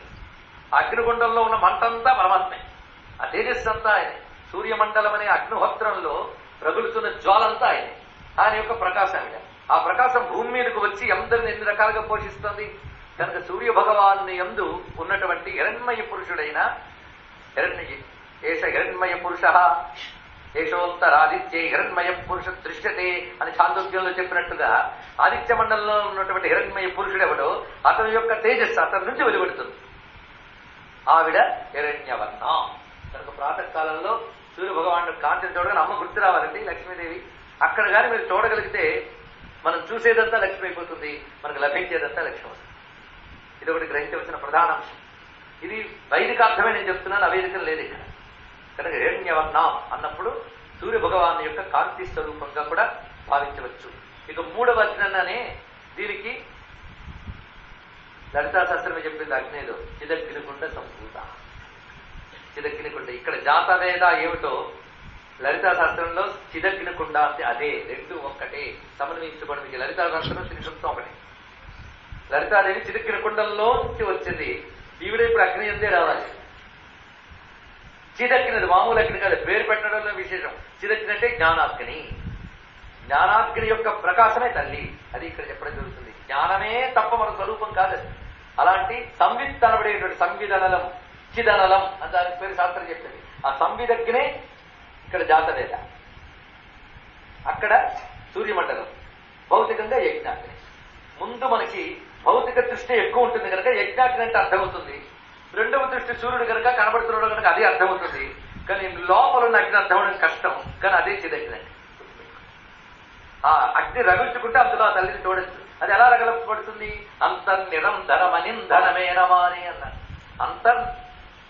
నిరంతరం అనింధనమేనమాని. కర్రలు కట్టెలు అవసరం లేకుండా నిరంతరం మథనం చేస్తే లోపల పుడుతుందట. మథనం అంటే సాధన చేస్తే లోపల ఆ జ్వాలను చూడగలరు. ఆ జ్వాల యొక్క ప్రకాశం అమ్మ. అదే చిదగ్నికుండ సంభూత ఏమిటో ఇక్కడ జాతవేదో మమావా అన్నది అదే. చిదగ్ని యందు ప్రార్థన చేస్తూ, ఓ జాతవేదుడా, హిరణ్యవర్ణ అయినటువంటి అమ్మని నాకై ఆవహింపజేయు. ఇది అనమాట దీని యొక్క మంత్రం యొక్క భావం ఇది. ఓ జాతవేదుడా. అక్కడికి ఎన్నో పేర్లు ఉన్నాయి కదండి, కానీ ఎక్కడ ఏది వాడాలో వేదానికి తెలుసు. ఆ వాడిన భావం మనం ఇక్కడ తెలుసుకోవాలి. జాతవేద చక్కటి మాట చెప్తారు. జాతవేద. అగ్నికి వన్య అని, కుతాసనుడని, శుచి అని చాలా చాలా పేర్లు ఉన్నాయి. ఇప్పుడు జాతవేద అని పేరు ఎందుకు వచ్చింది చేసుకోవాలి. జాత అంటే పుట్టబడిన, పుట్టబడిన వేదము కలవాడు, ఇది అర్థం అన్నమాట. పుట్టబడిన వేదము కలవాడు అంటే ఆయన యందే వేద విజ్ఞానం అంతా ఉద్భవించింది అని ఒక విషయం. అసలు వేదం అంటేనే జ్ఞానం, తెలుసుకోండి. వేదం అనగానే అదేదో ఋగ్వేద యజుర్వేద పుస్తకములని మాత్రమే కాదు, విద్య అనే ధాతువు నుంచి వేద అనే శబ్దం వచ్చింది కనుక వేద అంటే జ్ఞానం. జ్ఞానము అంటే ఇక్కడ అవేర్నెస్ నాలెడ్జ్ అని కాదండి, కాన్షియస్, మనలో ఉన్న చైతన్యం, చిత్, అదే జ్ఞానం. అది అందుకే ప్రజ్ఞ అని అర్థం చెప్పారు ఇక్కడ. దీనికి భాష్యం రాస్తూ మహానుభావులు అంటే శ్రీ విద్యారణ్య స్వామి గారు, ఆయన కదా వేద భాష్యం రాశారు. ఆయన ఇక్కడ అగ్ని జాతవేద జాత ప్రజ్ఞ, ఇది చక్కటి సంబోధన చేశారు. జాత ప్రజ్ఞ, ప్రజ్ఞకు మూలమైన వాడా ఇదండి. జాతవేద జ్ఞానమునకు మూలమైన వాడా, వేదమునకు మూలమైన వాడా అన్నట్టే. వేదం అంటే జ్ఞానం, జ్ఞానానికి మూలమైన వాడా. ఇప్పుడు మనందరికీ జ్ఞానం ఉందా లేదా? మీరు చెప్పింది ఏం అర్థం కాలేదు కానీ జ్ఞానం లేదండి. అర్థం కాలేదు అన్నది ఒకటి తెలిసింది కదా, అదే జ్ఞానం.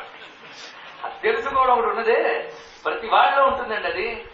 జ్ఞానం అనేటువంటిది నేను ఇందాక చెప్పాను, అవేర్నెస్ నాలెడ్జ్ కాదు. జ్ఞానం అంటే కాన్షియస్, స్పృహ, ప్రజ్ఞ ప్రతి వాళ్ళు ఉంటుంది. ప్రజ్ఞానం బ్రహ్మ అన్నారు అదే.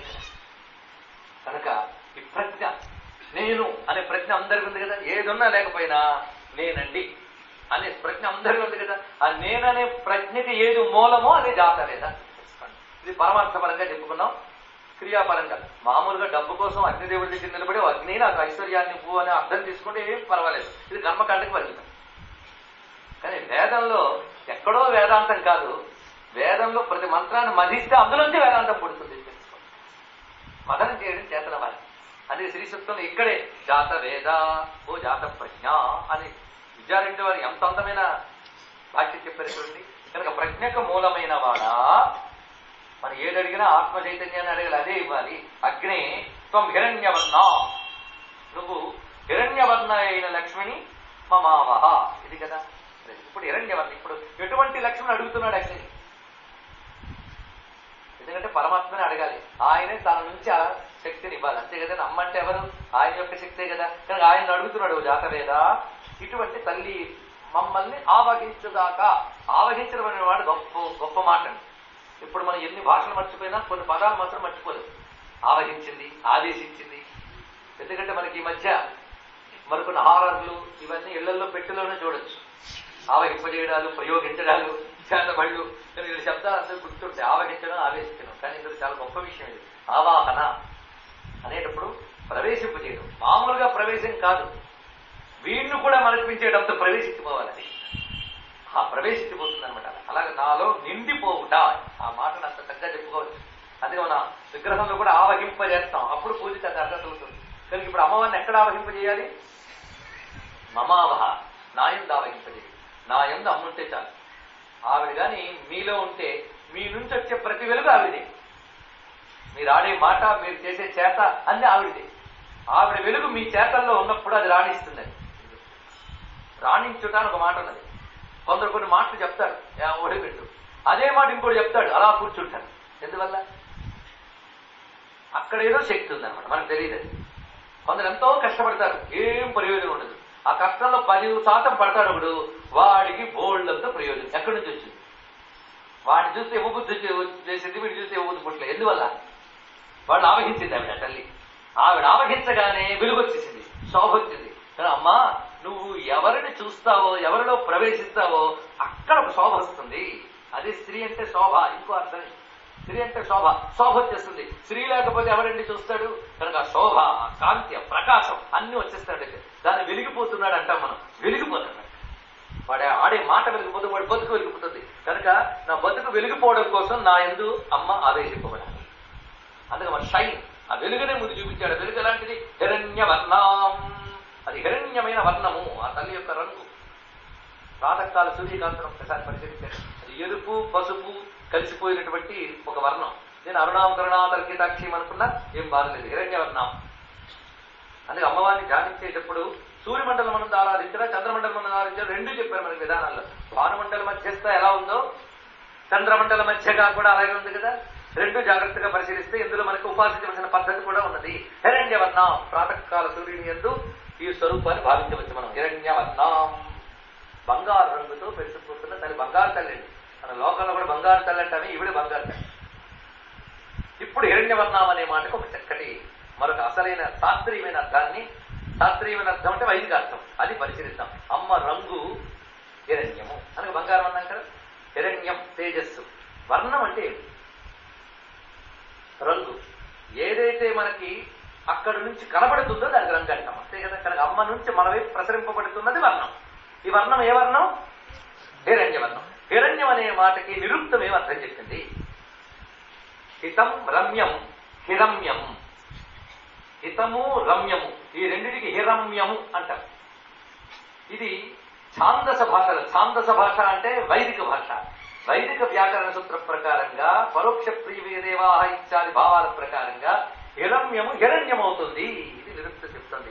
కనుకనే హిరణ్యవర్ణం అంటే హితమైన రమ్యమైన వెలుగు కలది. తండ్రి ఆవిడ తన నుంచి ప్రసరిస్తున్న వెలుగున్నదే అది హితము రమ్యము. అందులో రెండు లక్షణాలు ఉంటాయి, హితము రమ్యము రెండున్నాయి. హితం అంటే మనకి ఏది మేలు కలిగిస్తుందో అది హితం. రమ్యం అంటే ఏది అందంగా అనిపిస్తుందో బాగుంది అనిపిస్తుందో అది రమ్యం. మనకు బాగుంది అనిపించేది మేలు కలిగించకపోవచ్చు, మేలు కలిగించేది బాగుంది అనిపించకపోవచ్చు. మిరియాల కషాయం తాగితే ఆరోగ్యం బాగుంటుంది, ఇది హితమే కానీ రమ్యం కాదు. అది తీసుకొస్తే చాలా అబ్బా నా పొద్దు బాబు అంటారు. కాకర రసం లేదా కాకరకాయ రసం పుచ్చుకుంటే భలే ఉంది ఆరోగ్యాలు కానీ డాక్టర్లు చెప్తారు. కానీ ఎప్పటికైనా అది హితమేమో కానీ రమ్యంగా అనిపిస్తుందండి. పొద్దున కూడా కాకరకాయ పచ్చి రసం గ్లాసులో పోసి తాగుతుంటే ఎలా ఉంటుంది? రమ్యమా? కానీ హితం. ఏం చేస్తాం? కానీ రమ్యమైన కొన్ని ఉన్నాయి. అసలు ఉదాహరణలు మీకే తెలిస్తే వాటితో ఎందుకు చాలా వ్యాపారం చేయడం చెప్పుకోవచ్చు చాలా ఉన్నాయి. సృష్టిలో ఎన్నో రమ్యమైన ఉంటాయి, కానీ అప్పుడు పుచ్చుకోవాలని తగతగలాడుతుంది, కానీ తర్వాత హితానికి దెబ్బతీస్తుంది. ప్రపంచం ఇదో ప్రమాదం. హితమైంది రమ్యంగా ఉండదు, రమ్యమైంది హితంగా ఉండదు. కానీ అమ్మ కృప మనకి ఎలా వస్తుందంటే హితమును రమ్యతని రెండు ఉన్నది అందులో. ఎక్కడ భావం చెప్పారండి, మనకి హితం కలిగిస్తున్నది బాగున్నది, రెండును అందముగా ఉన్నది హితముగా ఉన్నది. మేలైన సౌందర్యవంతమైన వెలుగు అమ్మ నుంచి వచ్చింది. ప్రపంచంలో ప్రతి సౌందర్యము అప్పటికి బాగున్నట్టు అనిపిస్తుంది కానీ పరిణామంలో అహితమే. కానీ అమ్మ యొక్క కృప, అమ్మ యొక్క వెలుగు, అమ్మ యొక్క ప్రకాశము ఉన్నదే అది మాత్రమే హితము రమ్యము. అదే సౌందర్య లహరి. రమ్యం అంటే సౌందర్యం. ఎటువంటి సౌందర్యం? అసలైన సౌందర్యం ఏది? హితమైన రమ్యమే మనకు కావాలి, అది హిరణ్యవర్ణం. ఇది సౌందర్యం అనే మాట అక్కడే చెప్పారండి. ఇప్పుడు అర్థమైపోయింది కదా, రెండో అర్థం వచ్చింది. కానీ హితమైన రమ్యమైన తేజస్సు కల తల్లి ఆవిడ హరిణి. చక్కటి మాట చెప్పారు ఇక్కడ, హరిణి. ఈ హరిణి అనే మాటకి అర్థం ఏమిటి? లోపల లేడీ అని అర్థం చెప్తాం. సూర్య కిరణాల్లో ఉన్న శక్తులే అనేక జంతువులకు పెట్టబడ్డాయి. ఇది గుర్తుపెట్టుకోవాల్సిన పెద్ద విశేషం. అంతేగాని జంతువుల పేర్లని సూర్యకిరణాలు పెట్టారనుకోవచ్చు. ఎందుకంటే సూర్యుడి తర్వాతే భూమి, జంతువులు ఇవన్నీ కూడా. కానీ ఆయన ఎందు బహు శక్తుల్ని ఒక్కొక్క జంతువు ఎందు దర్శిస్తూ ఆ పేర్లు ఇది పెట్టారు. కనుక వేదంలో సూర్యకిరణాలకు ఎన్ని రకాల పేర్లు ఉన్నాయో చూస్తే ఒకప్పుడు కిరణ శక్తిని హంస అంటారు వాళ్ళే. అందుకే సూర్యుడికి హంస, హంస సుషత్ వసురంతరిక్ష మధ్యాహ్న సంధ్యావందనం చేసి అలవాటు ఉంటే తెలుస్తుంది. హంస సుషత్ హంస అని ఆయన కిరణాలు బట్టి హంస అని పేరు. అలాగే అశ్వ సూర్యకిరణాలకు పేర్లు. ఇంకా చాలా చాలా సుపర్ణ, గరుత్మ, కపి అదో పేరుంది. సూర్యకిరణాల కపి అని పేరు కోతి. కపిలహ, కపిరప్యయ చదువుతాం విష్ణుశాస్త్రంలో. అక్కడ కపి అంటే అర్థం సూర్యకిరణం పేర్లే, తర్వాత జంతుజాలాలకు పెట్టారు. అదేవిధంగా ఇక్కడ హరిణి. హరిణి అంటే ఏమిటి? లేడీ. లేడీ వలె మహావేగముగా గమనము చేయగలిగిన కాంతి, ఇది అర్థం. హరిణి అంటే మహావేగముగా గమనము చేయగలిగిన కాంతి కలది, ఇది ఒక అర్థం. ఇంకొక అర్థంలో విశేషం ఏంటంటే హరిణి హరితవర్ణం, హరిణీ రూపధర అంబ అన్నారు. హరిణీ రూపధర అంబ, హరితవర్ణ అంబ అన్నారు. ఇక్కడ హరితవర్ణము కలది హరిణి అన్నారు. హరితం అంటే ఆకుపచ్చ, ఆకుపచ్చ రంగుతో ఉంటుందట. ఇది కూడా చూస్తే మీకు కొంత సైంటిఫిక్ యాటిట్యూడ్ కూడా చూపిస్తున్నాడు చూడండి. సూర్య భగవాన్ నుంచి వచ్చినటువంటి కిరణజాలములు ప్రకృతిలోకి ప్రవేశించాక వృక్షాదులు వాటిని ఆహారంగా స్వీకరిస్తాయి. వాటిని ఇంగ్లీష్ లో క్లోరోఫిల్ అంటారు, పత్రహరితం అంటాం మనం దాన్ని సంస్కృత భాషలో. ఈ పత్రహరితాన్ని అవి స్వీకరిస్తాయి. కనుక ఆహారం వాటికి ఎక్కడి నుంచి వచ్చింది? హిరణ్యవర్ణమైన సూర్యకిరణం హితముగా రమ్యముగా వాటి దగ్గరకు వచ్చినప్పుడు దాని వర్ణం ఎలా మారింది? ఆకుపచ్చగా మారింది. కనుక దాని పరిణామం చూపిస్తున్నాడు ఇక్కడ. అందుకే హరిదశ్వ అని ఆదిత్య హృదయంలో ఇదే మనకు కనబడుతున్నది. కానీ హరిణీ అన్నప్పుడు ఆకుపచ్చ రంగు కల తల్లి అన్నారు. ఇక్కడ అమ్మని రెండు రంగులు అప్పుడు వచ్చాయి. ఇలా బంగారు రంగు అంటే ఇప్పుడు ఆకుపచ్చ రంగు. విధంగా అంటే ఈ శ్రావణ భాద్రపద మాసాల్లో మంచి గోదావరి సీమల్లోనూ కృష్ణా సీమల్లో తిరగండి. ఆ సస్యలక్ష్మి పరచుకుని మనకు హరిణీయం కనబడుతుంది. చూడగలగాలండి. ప్రకృతిలో అమ్మని చూడలేకపోతే అమ్మ ప్రత్యక్షమైన చూడలేదు, గుర్తుపెట్టుకోండి. అసలు ఆవిడ ప్రత్యక్షమైంది ప్రకృతి రూపంలో. చూడండి, ఇక్కడ గగన మండలంలో హిరణ్యవర్ణంగా ఉంటూ భూమి యందు హరితవర్ణంగా ప్రకాశిస్తుంది. గగనమందు హిరణ్యవర్ణ, భూమి యందు హరి. ఇది ఒక్కటి పరిశీలిస్తే సృష్టిలో పచ్చదనం చూస్తే జీవుడికి ఎంత శాంతిగా ఉంటుంది. చూడండి, ఈ మధ్య కలర్ గురించి మాట్లాడుతూ సైంటిస్టులు చెప్తున్న మాట ఏంటంటే, చుట్టూ పచ్చదనంగా కనిపిస్తూ ఉంటేట మనసుకు శాంతి లభించడమే కాకుండా క్రియేటివిటీ పెరుగుతుంది అని రీసెర్చ్ చేసి రుజువు చేశారు. క్రియేటివిటీ పెరుగుతుంది. అందుకోసం ఇంటి చుట్టూ తోటలు పెంచుకోవడం, చెట్లు పెంచుకోవడం ఇవన్నీ పెట్టారు. ఇప్పుడు వాళ్ళు పెంచుకునేట్టు చోట్లు ఎక్కడున్నాయి? నెత్తి మీద ఇల్లు కట్టుకుంటూ ఉంటే ఒకటి నెత్తి మీద ఇంకోటి. మరి ఎలాగ చూడగలగడం? అందుకే ఇళ్లలో అరణ్యాల బొమ్మలు, చెట్ల బొమ్మలు, ఆఖరికి అవి మిగులుతాయి. చెట్ల బొమ్మలు, నదుల బొమ్మలు మిగులుతాయి. బతకడానికి ఎక్కడ బతికినా అప్పుడప్పుడు ప్రకృతి మధ్యలోకి వెళ్తూ ఉండాలి. వెళితే ఈయనేంటంటే ప్రకృతిని ఎంజాయ్ చేయమని టూరిజానికి పంపిస్తాడు కాదు, ఆధ్యాత్మికంగా ఎదుగుతాం, తెలుసుకోవాలి. పచ్చదనాన్ని చూడటం చేతనైతే మనసులో వచ్చే భావాలు చాలా చాలా. అందుకేనేమో మహర్షులు తపశక్తితో బంగారు భవనాలు నిర్మించుకోగలిగినా పచ్చని చెట్ల మధ్యనే ఆ చెట్లకు దెబ్బ తగలకుండా ఆ చెట్ల ఆకులతోనే, ఆ గడ్డితోనే కుటీరాలు ఏర్పాటు చూపి వాటి వల్ల బతికేవాళ్ళేమో. వాటి మధ్యనే బతికేవాళ్ళు. అలాగ అరణ్యాల మధ్య బతికిన వాళ్ళ నుంచే కదా వేదాది విద్యలన్నీ ప్రపంచంలోకి వచ్చాయి. మరి క్రియేటివిటీ అంత పచ్చదనం నుంచి వస్తుందని అంతకంటే తర్కణం ఏంటి? మన మహాపండితులందరూ అక్కడే కూర్చుని, మహర్షులు, సాధకులు అందరూ అరణ్యాల్లో తపస్సు చేసేవారు. అరణ్యం ఎందుకంటే ఏకాగ్రతకి, జ్ఞానానికి, సాధనకి అన్నిటికీ పనికొస్తుందని చెప్పాను. అందుకే ఇక్కడ హరిణీయం అంటే ఆకుపచ్చ వర్ణము కలది అని విద్యారణ్యులు వారు చెప్పిన భాష్యాన్ని మనం చూస్తే అక్కడ హిరణ్యవర్ణ, ఇక్కడ హరిణి. ప్రకృతిలో ఆ విధంగా ఉన్నది. ఇక్కడ మనం చూసేటప్పుడు ఆ హరితవర్ణం పోషకం, ఆకుపచ్చ వర్ణం ఇది ఒక ప్రత్యేకమైన విషయం. హరితవర్ణం పోషకము. అందుకే ఆహారాన్ని అవి పొందుతున్నాయి డైరెక్ట్ గా. ఏ చెట్లు మన ఇండైరెక్ట్ గా సూర్యుడిచ్చిన ఆహారాన్ని చెట్ల ద్వారా పొందుతున్నాయి. మరి ఇండైరెక్ట్ గా పొందుతున్నాం, డైరెక్ట్ ప్రత్యక్షంగా పొందుతున్నాం, మనం పరోక్షంగా పొందుతున్నాం. ఈ మధ్య ఎవరు పరిశోధన చేసి ఆ ప్రత్యక్షంగా పొందడమే నేను కూడా పొందవచ్చు కదా అని పరిశోధన చేసేట ట్రై చేశాడు. ఆ బుద్ధినికి ఎలా పుట్టిందిరా అంటే ఋగ్వేదంలో మంత్రాల వల్ల అన్నాడు. నిజం జరిగింది. సూర్యపానం చేసేట. ఈ మధ్య విదేశాల్లో జరిగిన ఒక సంఘటన ఏంటంటే, సూర్య భగవానుడు ఉదయించిన దగ్గర నుంచి గంట సేపు కాలం, ఈ గంట సేపు కాలం సూర్యుడిని చూడడం మొట్టమొదటి మాత్రం చూసేటప్పుడు ఇబ్బందిగా ఉంటుంది. అది కూడా ఉదయిస్తున్నప్పుడు కాదు, ఉదయించిన నుంచి గంట వరకు ఈ కాల పరిమితిలో సూర్యుడిని చూస్తూ ఉంటే మొదట్లో చూడటానికి ఇబ్బందిగా ఉంటుంది, కానీ తర్వాత చూస్తున్న కొద్దీ చూపు మరల్చుకోవడానికి ఇబ్బందిగా ఉంటుంది. అంత హాయిగా చూస్తూ ఉంటే శరీరంలో ఉన్నటువంటి అత్యధికమైన షుగరు, కొలెస్ట్రాల్, బీపీలు అన్నీ తగ్గిపోయాయి 15 రోజులు. ఏదో ఉందన్నమాట మన పెద్దవాళ్ళకి. సరే, ఇప్పుడు ఎదుగుతున్న కొత్త సైన్స్ ఇదంతా కాదండి, నాన్ సెన్స్ అని అనొచ్చు. వాళ్ళకి సెన్స్ రావడానికి చాలా టైం పడుతుంది. కానీ ఇక్కడ శాస్త్రంలో చెప్పినటువంటి ఆ హిరణ్యవర్ణం హరిణి అన్నప్పుడు నేరుగా కూడా పొందడం ఎలాగో, ఇది మీరు చేయడం మొదలెడితే లోపల భౌతికమైన ఆహారం ఇంటేక్ తగ్గుతుంది. కనుక మనం ప్రత్యేకంగా డైటింగ్ చేయక్కర్లేకుండా దీంతోనే బాగుపడవచ్చు. అయ్యా శ్రీసూక్తం ఎంత ఉందా అంటే భావిస్తే ఎంతో ఉంది. కనుక హిరణ్యవర్ణం హరిణి అన్నప్పుడు ఆకుపచ్చని వర్ణంతో ఉన్నది అన్నారు.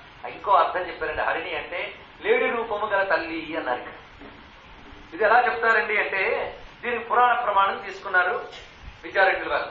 ఎలాగంటే, శ్రీ కృత్వా హరిణి రూపం అరణ్యే సంచచార అని ఒక మాట మనకి దేవి భాగవతంలో కనబడుతుంది. ఒకప్పుడు లక్ష్మీదేవి లీలగా లేడి రూపం ధరించి అడవుల్లో తిరగడం మొదలుపెట్టింది. అది చూసి నారాయణ ప్రీతి చెంది ఆమె వద్దకు వెళ్ళాడు. వాళ్ళ ఇష్టం, వాళ్ళు వివిధ విధాలుగా వినోదిస్తున్నారు. ఒకసారి లేడు రూపం ధరించింది అని దేవి భాగవతంలో ఉంది కనుక హరిణి అనేది అమ్మ లేడు రూపం ధరించిందని కూడా చెప్పవచ్చు. అంటే ఎక్కడో ఉన్నటువంటి ఆ తల్లి లేడు రూపం ధరించి కిందకు వచ్చింది అంటే ఇందాక చెప్పినట్టు హిరణ్యవర్ణం హరిత్వర్ణంతో కిందకు వచ్చింది అనే భావంతో చూడొచ్చు. ఎందుకంటే పురాణం అంతా సంకేత భాష కదా, కానీ ఈ భావంతో మనం పరిశీలించవచ్చు. ఈ విధంగా అది పురాణం నందు చెప్పబడినటువంటి మాట. ఇప్పుడు ఈ హరిణీం అనే దానికి మరికొందరు హరిద్రావర్ణం అని కూడా చెప్పారు. అంటే పసుపచ్చని రంగు కలది అనే భావాన్ని కూడా చెప్పడం జరిగింది. ఇది ఎలాగో అంటే హరిణీంతు హరే పత్ని మనకు ఒప్పుకోడు అర్థం చెప్పాడు. ఏమిటి ఇన్ని ఉన్నాయంటే ఇన్ని ఉన్నాయి, అందుకని మంత్రం. ఇప్పుడు 3వ అర్థం చెప్పాం. హరిణీం హరే పత్ని దారిద్ర్య పరిహారిణి ప్రపంచేహం హరిద్రాభాం హిరణాక్ష్మి హిరణ్మయీం అనే మాట మనకి కల్పిస్తున్నది పురాణంలో. కనుక ఇక్కడ హరిణ్యవర్ణం అన్నప్పుడు ఏ పసుపు రంగు చెప్పబడిందో హరిణి అన్నప్పుడు అదే పసుపు రంగు ఉందండి అని అర్థం కూడా. హరిద్రాభా, హరిద్ర అంటే పసుపు, పసుపు రంగుతో ఉన్న తల్లి అని కూడా చెప్పారు. ఆకుపచ్చ పసుపు పచ్చ రెండు ఆ తల్లి యొక్క వర్ణములే. అందుకు హరిణి అంటే ఇంకో అర్థం హరి పత్ని, విష్ణువు యొక్క పత్ని, ఇది తీసుకోవచ్చు. అయితే ఇందులో బీజాక్షర శక్తి ఉన్నది. హిరణ్య అన్నప్పుడు గాని హరిణీం అన్నప్పుడు గాని హ్రీం అనే బీజాక్షరం నిక్షిప్తం చేశారు ఇందులో. ఇది మంత్రశాస్త్ర పరంగా ఉన్న విషయం. ఇప్పుడు ఎన్ని రకాలుగా దీనికి అర్థం పురాణ పరంగా, వేదాంత పరంగా, మంత్రశాస్త్ర పరంగా వచ్చింది. సువర్ణ రజతస్రజ తర్వాత మాట. మహాలక్ష్మి స్వరూపం ఎలా ఉన్నది? ఇప్పుడు బంగారు రంగుతో మెరిసిపోతున్నది. ఆకుపచ్చని రూపంతో ప్రకృతి యందు సస్యాదుల రూపంతో వ్యాపించి ఉన్నది. ఇక్కడ మనం చూసినప్పుడు ఒక శాస్త్రవేత్త ఏం చెప్పారంటే, వ్యాఖ్యాతులు శాకంభరి రూపిణి అన్నాడండి. అది నీ అన్నప్పుడు శాకంభరి, శాకంభరి రూపం అంటే తెలుసు కదా, దేవి భాగవతంలో వస్తున్నది. అమ్మవారు అనావృష్టితో బాధపడుతున్న జగత్తును అనుగ్రహించడం కోసమని ముందు అనంతాక్షి రూపంతో దర్శనమిచ్చి దాని తర్వాత తన యందు బహుశాఖములను ఉత్పన్నం చేసింది. ఈ శాఖములతో ఉన్న తల్లి శాకంభరి అన్నారు. ఇక్కడ ఈ శాకంభరి తత్వంలో అన్నపూర్ణ అనే రూపంతో చెప్పబడుతున్నది. కానీ హరిణీం అన్నప్పుడు అన్నప్రదాయిని అనేటువంటి ఆకుపచ్చ వర్ణము. అది అన్నప్రదాయం, మనకు కావాల్సిన ముందు అది కదండి, అన్నం కావాలి. కనుక ఆ విధంగా ఆవిడక్కడ శాకంభరి రూపముతో చెప్పబడుతున్నది. స్వర్ణ రూపముతో ఉన్నటువంటి ఐశ్వర్య రూపేణ లక్ష్మిని చెప్పి ఇక్కడ శాకంభరి రూపేణ లక్ష్మి చెప్పారు. విశాలాక్షి అన్నపూర్ణ కూడా లక్ష్మీతత్వమే. ఆ విషయాన్ని ఇక్కడ ఆ అన్నపూర్ణ స్వరూపాన్ని ఆకుపచ్చని తల్లిలో మనం భావించవచ్చు. ఇలా హిరణ్యవర్ణ మారిని. ఇప్పుడు ఆవిడ ఎలా ఉన్నది? సువర్ణ రజతస్రజ. మనం ధ్యానించుకోవడానికి అందమైన రూపం అండి. వెండి బంగారముల యొక్క మాలలు ధరించింది. స్రక్ అంటే మాల. ఆవిడ మాలను ధరించింది. అయితే ఈ మాలలు ఆవిడంతా ఆవిడ ధరించిందా? ఇక్కడ చక్కటి మాట చెప్పారు ఏంటంటే, సువర్ణ రజత మాలలచే పూజింపబడింది అన్నారు. ఇక్కడ అంటే దేవతలందరూ అమ్మవారికి ఆ దివ్య మాలలు అలంకరించారు. అలా అలంకరించుకుని ఆవిడ ప్రకాశిస్తుందిగా. సువర్ణ రజతస్రజ. ధ్యానించేటప్పుడు కూడా సర్వాభరణ భూషిత అని అంటాం. సువర్ణమైన ఆవిడ ప్రకాశించడమే కాకుండా దివ్యాభరణములతో ఉంది. ఆ దివ్యాభరణములన్నీ కూడా సువర్ణము రజతము. ఈ రెండు కూడా పరమ పవిత్రమైనటువంటి ధాతువులు. ఉన్న ధాతువులన్నింటిలో బంగారం మీద వ్యామోహం అనేది ఊరకనే పుట్టలేదండి. అలా వ్యామోహం పుట్టించగలిగే శక్తి ఏదో అందులో ఉంది. లేకపోతే ఊరకనే పుడుతుందా? ప్రపంచమంతటికి బంగారం అంటే కొంచెం ప్రీతే. అందుకే బంగారు తల్లి, బంగారు తల్లి. అక్కడ కూడా బంగారమే. వాడికి బంగారం మీద ఉన్న మోహం ఇక్కడ ఉన్న మోహానికి కలిపాడు వాడు. సరే, బంగారం అంటే మన మోహం ఉంది కనుక ముందు ఆవిడ బంగారు తల్లి కనుక అనిపించింది. హిరణ్యవర్ణం అని సువర్ణ రజత. మన మోహం పుట్టించిందంటే ఏదో లేకపోతే ఎలా పుడుతుందండి? కనుక అది అందులో శక్తి ఉన్నది. అది తేజోధాతులది. అది సువర్ణం అత్యంత పవిత్రం. గుర్తుపెట్టుకోవాల్సిన ప్రధాన అంశం. ఆ కారణం చేతనే శుద్ధికి సువర్ణం అంత గొప్పది మరొకటి లేదు. సువర్ణం తగిలితే శుద్ధి అవుతుంది. జలానికి సువర్ణం తగిలినా జలం శుద్ధమవుతుంది. అలాగే సువర్ణ రజతములు రెండు శుద్ధి ధాతువులు తెలుసుకోవాల్సింది. అందుకే ఆ పాత్రలందు భోజనం ఇవి అశౌచం అనిపించుకోవాలి పెద్దవాళ్ళు చెప్తూ ఉంటారు. మరి కనుక సువర్ణ రజత శుద్ధమైనటువంటి దివ్యాభరణములతో అమ్మ ప్రకాశిస్తున్నది. ఇక్కడ మనం పరిశీలించవలసింది ఏంటంటే, ఏ చైతన్య స్వరూపిణి హిరణ్యవర్ణముగా హరిణిగా ఉన్నదో, అంటే తేజస్వరూపిణి జగత్తుని పోషిస్తున్నదో, ఇది మొదటి రెండు వాక్యాలకు అర్థం. ఈవిడిని చెప్పినవన్నీ ఈవిడి గురించి మనకి ఇప్పుడు ఎలా తెలుస్తోందండి? ఎంత చెప్పుకుంటున్నామంటే దేనివల్ల తెలుస్తోంది? సువర్ణము వల్లే కదా. సువర్ణం అంటే మంచి అక్షరములు. మంచి అక్షరాలంటే గుండ్రంగా రాసిన అక్షరాలు కాదు. ఈ అక్షరాలు మంచిని కలిగిస్తాయో మంచి అక్షరాలు. సృష్టిలో మంచిని కలిగించే అక్షరాలు ఏమిటంటే వేదమంత్రుడు మాత్రమే. అవి రజత రాజత ప్రకాశ స్వరూపములుగా ఉన్నాయి. కనుక మంచి అక్షరముల యొక్క ప్రకాశమే మాలలుగా ధరించింది అంటే అర్థం ఏంటి? మంచి అక్షరం అంటే మంత్రములు, వేద మంత్రముల ద్వారా ప్రతిపాదింపబడు తల్లి, ఇది అర్థం అన్నమాట. అవి మాలికలుగా వేద మంత్రాలు అమ్మని స్తుతిస్తూ ఉన్నాయి. మీరు పరిశీలిస్తే పోతన గారు భాగవతంలో లక్ష్మీదేవి క్షీరసాగరం నుంచి రాగానే ఒక్కొక్కరు ఒక్కొక్క విధంగా అమ్మవారిని ఆరాధన చేస్తారు. ముందు ఇంద్రుడు వచ్చి సువర్ణమైన పీట వేస్తాడట. అమ్మ కూర్చో అంటాడు. వచ్చి కూర్చుంటుంది ఆవిడ. ఆ తర్వాత దిగ్గజాలు అభిషేకం చేయడానికి సిద్ధమైపోతాయి. మరి కలశాలు పెడతారు. ఈ కలశంలో గంగా అనే స్వయంగా జలాన్ని నింపుతుందిట. ఆ నింపిన గంగా జలముల్లో కలశములో భూదేవి పల్లవాలిస్తుంది. అప్పుడు ఏనుగులు తొండములతో తీసుకుని అభిషేకం చేస్తూ ఉంటే వేద మంత్రములు శృతులు నుతులు పెట్టే అన్నాడు ఆయన అక్కడ. శృతులు నుతులు పెట్టే వేద మంత్రాలు రూపాలు ధరించి అమ్మవారిని స్తోత్రం చేయడం మొదలెట్టే. ఎందుకంటే వేదములన్నీ అమ్మనే చెప్తున్నాయి. వేదమయీం నాదమయీం బిందుమయీం పరపదోద్య బిందుమయీం మంత్రమయీం తంత్రమయీం ప్రకృతిమయీం నౌమి విశ్వ వికృతిమయీం అన్నారు కదా మొక్కవి. కనుక ఆవిడ ఎవరు? వేదమయీ నాదమయీ బిందుమయీ పరపదోద్య బిందుమయీ మంత్రమయీ తంత్రమయీ. ఇవన్నీ అక్షరములే, ఇవన్నీ సువర్ణములు. ఈ సువర్ణ ప్రకాశముల చేత ఆవిడ అవి మాలికలు. మాలికలు అంటే అనంతం, మాల అంటే అనంతానికి సంకేతం. అనంతముగా వేదమంత్రములు అమ్మని స్థుతిస్తూ ఉన్నాయి. అవే ఆవిడకి అలంకారాలుగా ఉన్నాయి. అది ఇందులో చెప్తున్నాం. మరొక అర్థం వేదమంత్రముల ద్వారా ప్రతిపాదింపబడుతుంది. రెండూ చెప్తున్నాం. మరి రెండో చెప్పగానే మొదలు వదిలేయమని కాదు, రెండూ కలిసి పట్టుకోమని ఇందులో భావం. ఆవిడ చంద్రాం, తర్వాత ఇక్కడ మాట వేశారు చంద్రాం. ఆవిడ చంద్రస్వరూపం. మొట్టమొదటిగా సూర్యస్వరూపం చెప్తూనే వెంటనే చంద్రస్వరూపం ఎందుకు చెప్పారు? చంద్ర అనే శబ్దానికి అర్థం ఏంటి? చంద్రాం అంటే దీనికి అర్థం చెప్తూ విద్యార్థుల వారు చది ఆహ్లాదే అని అర్థం. చది అనే ధాతువు నుంచి చంద్ర శబ్దం ఉత్పన్నమైంది. ఈ ధాతువుకి ఆహ్లాదము అని అర్థం. కనుక చంద్ర అంటే ఆహ్లాదకరమైనది, ఆహ్లాద స్వరూపిణి. ఆవిడ చాలా ఆహ్లాదకరంగా ప్రసన్నంగా ఉంది. మన సూర్యుడు మనకి ఎంత మేలు చేసినా, ఎంత మేలు చేస్తున్నాడు కదా సరదాగా 5 నిమిషాల గురించి ఒళ్ళు ఇందులో చెప్పిన ఏదో గంట వరకు ఏదో ఓకే, తర్వాత చూస్తే మంచిది కూడా కాదు కంటికి వాటన్నిటికి. మనకు మంచిది కాదు కదా ఆయన ప్రకాశింపకుండా ఊరుకుంటాడా? ఈ కంటికి మంచిది కాదేమో కానీ ప్రపంచానికి చాలా మంచిది, దానివల్ల ఎన్నో చేస్తాడే.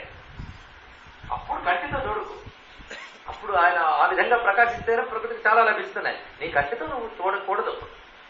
కానీ హాయిగా ఎంతసేపు అయినా చూడగలిగే చంద్రుడు అంతే కదా ఆయన.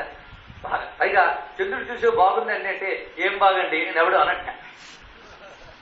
చంద్రుడు సర్వప్రియ దర్శన అని పేరు ఆయనకి. ఎవరు చూసినా వాడి ప్రీతిగా అనిపిస్తాట.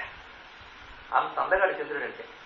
కనుక అమ్మ హిరణ్యవర్ణం మంచి ప్రకాశంగా వెలిగిపోతున్నా ఆవిడ చంద్ర ప్రసన్నంగా ఉన్నది. ప్రసన్నతకి ఆహ్లాదానికి ఆవిడ ఎప్పుడు ప్రసన్న స్వరూపుడి. ఆవిడ ఎంత చేపు చూసినప్పటికీ కూడా ఇక చాలా అనిపించదు. మరి చూస్తున్న కొద్ది చదువా హాయి కలుగుతుంది.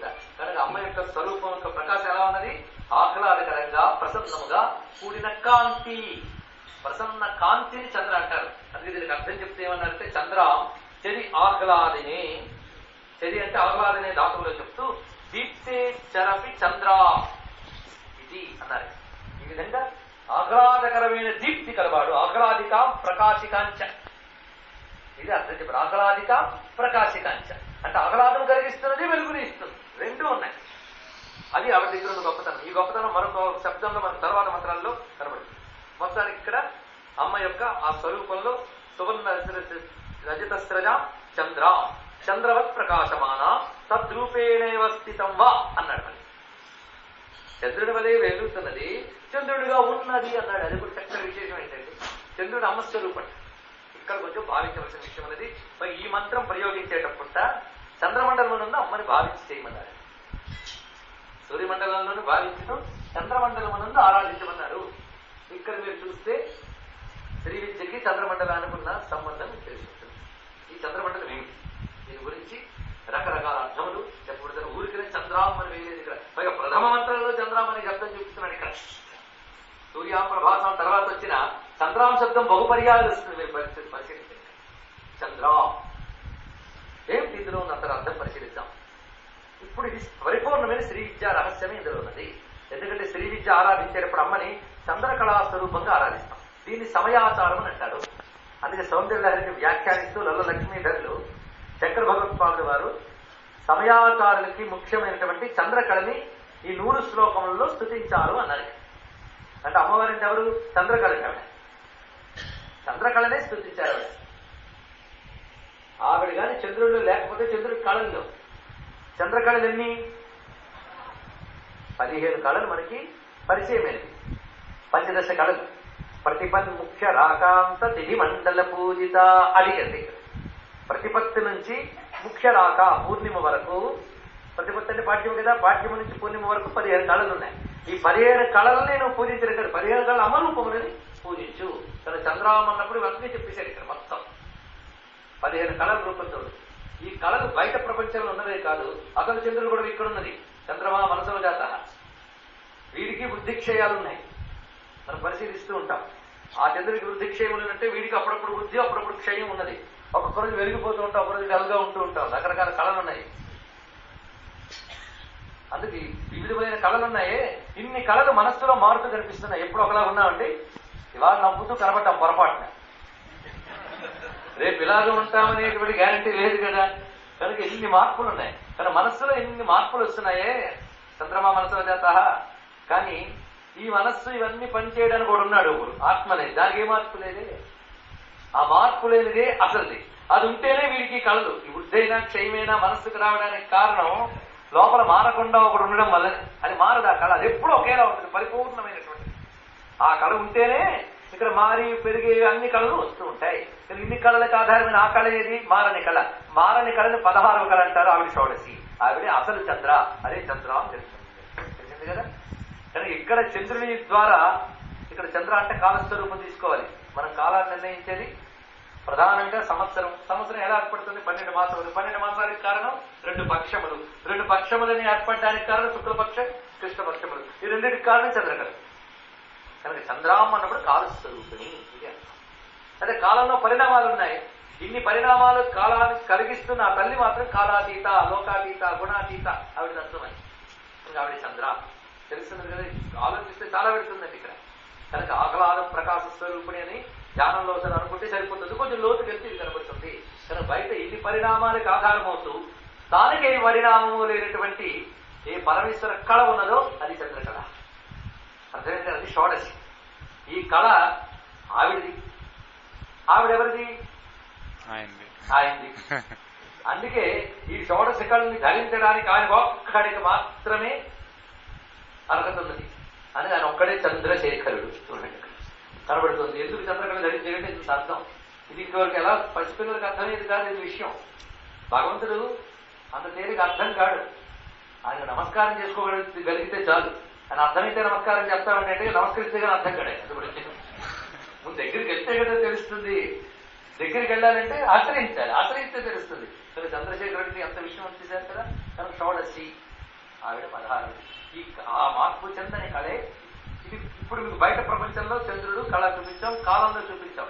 దేశము కాలమైంది. ఇంకోటి ఉంది మన గొడవ. ఇంత మనస్సుతో పాటు శరీరం, ఇందులో కూడా కాలానుగుణంగా మార్పులు. మీకు తెలుసో లేదు కానీ బయట చంద్రకళల్లో వచ్చే పరిణామాలన్నీ సృష్టిలో ప్రతి జీవుడి మీద ఉంటాయి. అక్కడ ఉన్న చంద్రుడికి ఇక్కడ ఏమిటండి అంటే, మనం ఋతుచక్రం అనేది పరిశీలిస్తే తెలుస్తుంది. శరీరం అందు ఋతుక్రమం ఇత్యాది పద్ధతులన్నిటికీ కాలానికి అనుబంధం ఉందా లేదా? అంటే కాలానుగుణంగా నీ శరీరంలో కూడా పరిణామాలు, నీ మనస్సులో పరిణామాలు కలుగుతున్నాయి లేదా? కానీ బయట ప్రపంచానికి, ఈ ప్రపంచానికి ఒక ప్రగాఢమైన బంధం ఉంది. ఈ అనుబంధాన్ని కనుగొన్న ఏకైక జ్ఞాని భారతీయ మహర్షి. అనంత విశ్వంలో ప్రతిదానికి ఒకదానికి కూడా అనుబంధం ఉన్నదని కనుగొన్నాడు వాడు. అది విరాట్ పురుషుడు అనే కాన్సెప్ట్ ఇక్కడ తప్ప ఇంకోటి లేదే. విశ్వరూపం అనే కాన్సెప్ట్కి ఎక్కడుంది చూపించండి, నేను సంతరిస్తాను. విశ్వానంతటి కలిపి ఏకరూపంగా దర్శించగలగడమే కదా విశ్వరూపం. అంత అద్భుతమైన విషయం ఉన్నది. ఏకరూపం అయినప్పుడు నీ కాళ్ళలో నొప్పి వచ్చినప్పుడు నెత్తి దాకా దాని యొక్క ప్రభావం ఎలా కనబడుతుందో ప్రతిదానికి కానీ ఉంటుంది. ఆ సూక్ష్మమైన దాన్ని తెలుసుకోగలగాలి. కనుకనే అక్కడ చంద్రకళకి ఇక్కడ చంద్రకళకి మార్పు ఉన్నది కదా. అయితే మారని చంద్రకళ ఒకటి బయట ప్రపంచం అంతా వ్యాపించి ఎలా ఉందో నీలో కూడా మారని చంద్రకళ ఉన్నది. అది తెలుసుకోగలగాలని చెప్పాం. అదేమిటి అంటే అమృత ఆత్మన కళాం అంటాడు కవి. తెలిసింది కదా. మరొక విషయంలో యోగ పరంగా పరిశీలిస్తే ఇదంతా కుండలిని యోగం అని చెప్పబడుతుంది యోగ పరంగా. కనుకనే చంద్ర ఈ శరీరం అంతా హిరణ్యం అంటే తేజస్సు అన్నాం. తేజస్సు అంటే చైతన్యము. ఇది అర్థం చేసుకుంటారు. ఇంత హిరణ్యవర్ణాల దగ్గర మళ్ళీ తీసుకెళ్ళలేదు. మళ్ళీ చైతన్యమే. ఆ వెలుగే మీ ఇల్లు అనే గది నిండా వ్యాపించినాయి. ఇంత చైతన్యం అది మిమ్మల్ని పోషిస్తూ హరినయ్యేది. దానివల్ల మీలో ఉన్నటువంటి సర్వ ప్రాణగ్రంథులు ఇవన్నీ కూడా సువర్ణ రజస్రజాం లాగా మాలికల వలె చైతన్యాన్ని పొందుతూ ఒక మాల వలె నిరంతరం ప్రవాహ రూపంలో శరీరం అంతా ఉన్నాయి. చూడండి మీలో ఎలా కనబడుతుందో ఎరటివన్నా వర్ణించబడి. ఇంతటికీ మూలమైన ఆవిడ ఎక్కడుందో తెలుసా? చంద్రకళా రూపంతో ఉంది. ఎక్కడుంది? సహస్రార కమలమునందు చంద్రకళా రూపంతో ఉంటుంది ఆవిడ. శ్రీ విద్యతో కొంచెం పరిచయం ఉన్న వాళ్ళకి, ఉపాసన చేసే వాళ్ళకి ఈ విషయం స్పష్టంగా తెలుస్తుంది. ఆవిడ సహస్రార కమలమునందు అమృత బింబ రూపంతో శివశక్త్యాత్మకంగా ఉంటుంది యోగ పరంగా. అది దాని యొక్క ప్రకాశమే మన సుషుమ్నా నాడి ద్వారా మూలాధారానికి నిరంతరం ప్రసరిస్తూ ఫ్లో, కరెంట్ ఫ్లోలోగా సుషుమ్నా నాడి ద్వారా ప్రవహిస్తున్నంత కాలమే శరీరానికి చైతన్యం. అదే ఆ ప్రవాహ రూపిణైన తల్లినే ప్రవాహ రూపుడైన తల్లినే లహరి అన్నారు. ఆ ప్రవాహం ఉన్నంత కాలమే శరీరానికి సౌందర్యం కనుక అదే సౌందర్య లహరి. అమ్మ యొక్క మీకు అనేక మార్లు నేను చెప్పేది, మన యందు ఆవిడ కుండల్ని రూపంలో ఉన్నది. ఆ తల్లి మన యందు కుండల్నిగా ఉన్నది, సూర్యుని యందు కాంతిగా ఉంది, చంద్రుని యందు వెన్నెలుగా ఉన్నది, నీటి యందు దాహారణ శక్తిగా ఉన్నది. ఇలా ప్రపంచంలో వివిధ విభూతుల రూపంలో ఆ తల్లి ఉన్నది. శరీరం నందు కుండల్ని ఆవిడ యొక్క ఒక రూపం కనుక కుండల్ని రూప తేజస్వ రూపమే హిరణ్యవర్ణం హరి సువర్ణ చంద్రాం. వాడు మూలస్థానం అది చంద్రాం. అక్కడ ఉంటుంది. అక్కడ యోగి సహస్రారకములో ధ్యానిస్తాడు అమ్మని. ఆవిడే చంద్ర. చంద్ర అన్నప్పుడు సహస్రారకములనందు ఉన్న అమృత బింబ స్వరూపము. యోగి క్రమంగా కుండలిని జాగ్రత్త చేసి అక్కడికి దాన్ని వెళ్ళగలిగితే అది కరిగి అమృత బింబముల మంచు గడ్డల ఉన్నటువంటి అది అమృతపు మంచు అంటే నీటి మంచు కాదు. అది ఒక్కసారి కరిగి శరీరంలో 72,000 నాడులను ఒక్కసారి తడుపుతుందిట. అదే ప్రపంచం సించంతి పునరపి రసామ్నాయ మహసహ అవాప్య స్వాంభూమి భుజగని భవద్యుష్టవలయం అని శంకర భగవత్పాదుల వారు సౌందర్యలహరిలో దీన్నే వర్ణించి చూపించారు. మనం యోగ పరంగా చెప్పాను, తత్వపరంగా చెప్పుకున్నాం, ఉపాసన పరంగా ఎలాగూ ముందే ఆ అర్థాన్ని చెప్పడం జరిగింది. కనుక చంద్రాం అంటే అర్థం ఏంటి కదా. ఈ విధంగా అమృత బింబ స్వరూపముగా ఉన్నటువంటి ఆ తల్లిని హిరణ్మయీం. ఇప్పుడు మనకు మాట ఎందుకు హిరణ్య వర్ణం అన్నాడు, ఇప్పుడు హిరణ్మయీం అనే మాట వేశాడు. దీని యొక్క అర్థం ఏంటో మనం పరిశీలించినట్లయితే హిరణ్మయీం, దీనికి విచారించే వారు చెప్తున్న అర్థం హిరణ్మయీం హిరణ్య స్వరూప హిరణ్య విగ్రహం వా అన్నది. ఆవిడ బంగారుపు రంగుతో మెరిసిపోతుంది. ఆవిడ బంగారు స్వరూపంగా ఉంటుంది అన్నది. అంటే రంగు మాత్రమే బంగారం కాదు, ఆవిడ ఒళ్ళంతా బంగారం. ఆవిడ నుంచి వచ్చే తేజస్సే సువర్ణం కాదండి, ఆవిడే తేజోమయం. అది సంపూర్ణ తేజస్సు ఆవిడ స్వరూపము. ఇది చెప్తున్నారు ఇక్కడ. మనం బల్బు నుంచి కాంతి పొందుతాం. ఇక్కడ మాట చూడండి ఎంత జాగ్రత్తగా ఉంటుందో. బల్బు నుంచి వెలుగు వచ్చింది, బల్బు నుంచి వెలుగు వచ్చింది కానీ బల్బు వెలుగు కాదు. అది కదా ఇక్కడ రెండింటి తేడా ఉంది కదా. మీరు బల్బును తీస్తే అందులో వెలుగు ఏమిటి? ఫిల్మెంట్ చుట్టూ ఇది అక్కడ అసలు వెలుగు కనబడదు. బల్బు నుంచి మాత్రం హిరణ్యవర్ణం వచ్చింది. ఈవిడ అలాగా తన నుంచి హిరణ్యవర్ణాన్ని ఇస్తూ తనకు మాత్రం ఏమీ లేకుండా ఉన్నదా? కాదే, ఈవిడే హిరణ్మయీం అది చెప్తున్నాడు. ఈవిడే తేజస్సు అని చక్కటి మాట చెప్పాడండి ఇక్కడ. తేనె నుంచి తీపి పొందారు. తేనె నుంచి తీపి వచ్చింది. తేనె తీపే, ఇంకోటి లేదు దాంట్లో.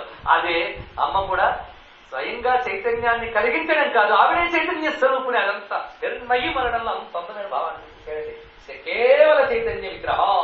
అది అమ్మకు మాట ఉన్నది, అమృత చైతన్య విగ్రహ. మాట అంతా అమ్మను భావించండి. ఉరికిన లలితాశాస్త్రం చదవడం, కుంకుమ పూజ చేయడం అని మాత్రమే కాదు. ఒక్కసారి అందులో ఏం చెప్పాడో ఆలోచిస్తే ఆవిడ స్వరూపం ఏమిటి?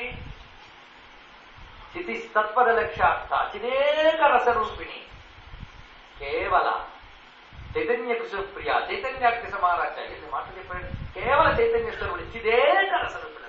చిత్త కేవల ఆవిడ నుంచి వచ్చేదే చైతన్యం కదా, ఆవిడే చైతన్యం. అది ఇక్కడ చెప్పారు. అది హిరణ్మయీ అన్నప్పుడు ఇందాక చెప్పిన హిరణ్యం అంతా ఆవిడ స్వరూపమే. ఆవిడ స్వరూపమే హిరణ్మయం. దీనికి ఒక అద్భుతమైన భావాన్ని శ్రీకంఠ భాష్యంలో చూస్తున్నాడు. కింకారో వజ్ర రం అగ్ని తన్మయి తత్కాంతి ప్రచుర దంభోళ్యాత్మక దివ్యతేజ పుంజ మంజు. ఇందులో చూపించేటప్పుడు ఒక పురుషు దర్శనం ఇస్తుందండి. హిం హిరణ్యం హిరణ్మయి అన్నప్పుడు ఆయన ఏంటంటే హిం రం అనే 2 శక్తులు ఉన్నాయి ఇందులో అన్నాడు. హిం అంటే హింకారో వజ్ర. హిం అనేది వజ్రశక్తిని తెలియజేస్తుంది. అయ్యా మీరు ఇటు అటు సంచరించడం మాత్రం మానేయాలి. సంచరించదలుచుకొని చివరికి కూర్చున్నారు. అమ్మను అవమానించారు. విష్ణు విష్ణు విష్ణు. హింకారో వజ్ర రం అగ్ని 2 చెప్పాడు ఇక్కడ. హిం అనే దానిలో వజ్రము, వజ్ర ప్రకాశం ఉంటుందా, రంలో అగ్ని ప్రకాశం ఉంటుందా. కానీ ఇప్పుడు శరీరం ఎలా ఉన్నది? వజ్ర అగ్నిమయమైన శక్తి. వజ్ర అగ్ని శక్తి దేనికి ఉంటుంది? దంభోళి అన్నాడు ఇక్కడ. పిడుగు పట్ల ఉంటుంది ఈ శక్తి. కానీ హిరణ్మయీం అన్నప్పుడు బంగారుగా సౌమ్య రూపంతో ఉన్న చంద్రాం మాత్రమే కాదయ్యా, ఈవిడ హిరణ్మయీం దంభోళి వలె పిడుగు వలె మహా తేజోమయమైన రూపంతో ఉంటుంది అని కూడా చెప్పాడు. 2 కాంట్రాక్ట్ చెప్తున్నాడు. చంద్రాం హిరణ్మయీం అంటే భక్తులను అనుగ్రహించినప్పుడు చంద్రామని ఆహ్లాదకారిగా ఉంటుంది, దుష్టుల్ని శిక్షించేటప్పుడు దంభోళి వలె పిడుగు వలె ఉంటుంది అని అర్థాన్ని చెప్పారు. 2 ఆవిడే కదా. ఆవిడ అసలు తత్వాన్ని చెప్పారు. డోలాసుర భయంకరి మహాలక్ష్మి నమోస్తుంది అంటారు కదా. అదృశక్తులు కావడం ఎవరు? భయంకరి. అందుకే భయంకరి అర్థంలో ఇక్కడ అర్థాన్ని చెప్పారు. ఇది కూడా మనం స్వీకరించవచ్చు. దంభోళ్యాత్మక దివ్య తేజ పుంజ మంజులా రుపు నిగ్రాహికా.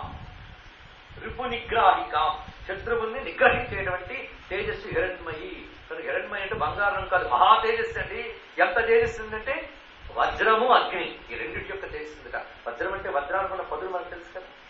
దంభోళి పిడుగుపాటు అంత శక్తి. వజ్రాయుధం అంటామే, వజ్రాయుధం అనే శక్తి ఆవిడ. ఆ స్వరూపాన్ని ఇక్కడ చూపించారు. కానీ లక్ష్మి అంటే కేవలం మృదువుగా సౌమ్యంగా ఉంటే కాస్త అదిరిస్తే చాలు బెదిరిపోయే తల్లి కాదు ఆవిడ. ఏదో హరిణి అన్నాం కనుక బెదిరిపోతుందా? కాదు. హిరణ్మయీ ఆవిడ. రిపు నిగ్రహిక అన్నారు. అయ్యా మాకు ప్రసన్న స్వరూపం కావాలి కానీ హిరణ్మయి అనే రిపు నిగ్రహికను ఎందుకు ఆవగింపజేయమనాలి మనం? అసలు సబ్జెక్ట్ అది కదా. ఇప్పుడు పిలుస్తున్నాం ఇలా ఉన్న తల్లి రామ్మ అని. అమ్మ అలా వస్తే మాకు కష్టంగా అంటే అలా వస్తే కానీ మనం బాగుపడండి. ఎందుకంటే దీనికి భాష్యకారుడు ఎంత అందమైన వాడు చెప్తున్నాడంటే రిపు నిగ్రహిక పాపఘ్నీయం ఇతివా అన్నాడు. ఇక్కడ నీ లోపల పోగు చేసుకున్న పాపాలని దెబ్బతీయాలి. వజ్రాయుధం కావాలండి. మామూలు కత్తులు కట్టాలు సరిపో. మనలో ఉన్నటువంటి వజ్రాయుధం ఏం పని చేసింది తెలుసు కదా. ఇద్దరు వజ్రాయుధం ఏం చేసింది? పర్వతాలను చూర్ణం చేసింది. కథలు గుర్తున్నాయి కదా పురాణ కథలు. మనలో ఉన్నవేంటి? పాప పర్వతాహ గుట్టలా మహాపర్వతాలే పుట్టిన పాపాలు అనేక జన్మల నుంచి పోగు చేసుకున్నవి. వీటన్నిటి నశింపజేస్తే గానీ మనం బాగుపడడం. అది ఆవిడికి తెలుసు. మన దగ్గర పోగు చేసుకున్న పాపాలు మనకు తెలియవు. ఒకవేళ అన్ని పాపాలు ఉన్నాయంటే అడగడానికి మనకే సిగ్గుపడుతుంది. ఇంత పాపాత్ముడిని ఎలా దయ చూపిస్తావమ్మా అని మనమే డ్రాప్ అయిపోతాం. మన పాపాలు మనకు తెలియ కనుక దేవుడు ముందు ప్రార్థించగలుగుతున్నాం. అంతే కదా. అది కూడా మన పాపాలు మనకు తెలియనివ్వకపోవడం కూడా అమ్మదయ్య. ఏమున్నాయో నువ్వే పోగొట్టమ్మా అని అడిగితే ఆవిడ హిరణ్మయిగా వచ్చి పాపక్ని రిపు నిగ్రహిక అనగానే శత్రువులు ఎవరైనా బయట చూడొచ్చు, లోపల ఉన్న వాడిని చూస్తాం. కానీ పాపక్ని అనే వజ్రశక్తి ఆవిడ. హిరణ్మయి అంటే వజ్రశక్తి. ఎంత గొప్ప మాట చెప్పారండి. పరమాత్మ యొక్క శక్తిని వజ్రంతో పోల్చారు. మహద్భయం వజ్రముద్యతం వేదం అంటారు. మహద్భయం వజ్రముద్యతం. పరమాత్మ ఈ ప్రపంచంలో భయం పెట్టేట. ఎలా పెట్టాడంటే వజ్రాయుధం ఎత్తి పెట్టుకున్న వాళ్ళ భయాన్ని ఎత్తి పెట్టేట ప్రపంచం మీద. అది అన్ని చోట్ల కనబడుతుంది. ప్రకృతిలో ప్రతి చోట మహద్భయం వజ్రముద్యతం. ఏంటో తెలుసా? అది చూడండి, కొందరు పని చేయిస్తుంటారు కూలీల చేత. వాళ్ళ చేతిలో బెత్తం ఉంటుంది. అది పట్టుకుని తిరుగుతూ ఉంటారు. ఎందుకు తిరగాలని? బెత్తం పడతాడేనా? అది పట్టుకున్నాడంటే జాగ్రత్త, నా శాసనాన్ని అతిక్రమించదని చెప్పడం కదా. కానీ ఈశ్వర శాసనాన్ని వజ్రశక్తి అంటారు. మహద్భయం వజ్రముద్యతం. అది ప్రపంచంలో ప్రధాన కంట్రోలింగ్. అదే కంట్రోల్ చేస్తుంది ప్రపంచంలో. కానీ ప్రపంచాన్ని నిగ్రహించేటటువంటి శక్తి ఆవిడ. ఆ నిగ్రహ శక్తిలో జగత్తు జరుగుతుందా? కానీ అనుగ్రహ శక్తి చంద్రం, నిగ్రహ శక్తి హిరణ్మయం. రెండు చెప్పాడు ఇక్కడ. అనుగ్రహ నిగ్రహ స్వరూపాలు రెండు కావాలి కనుక. కానీ అడిగేటప్పుడు ఎంత అందంగా అడిగాడండి. చంద్రం ముందు ఆకలా అలా వచ్చి ఒకవేళ పాపాలు ఎవరుంటే తీసుకోవాలి.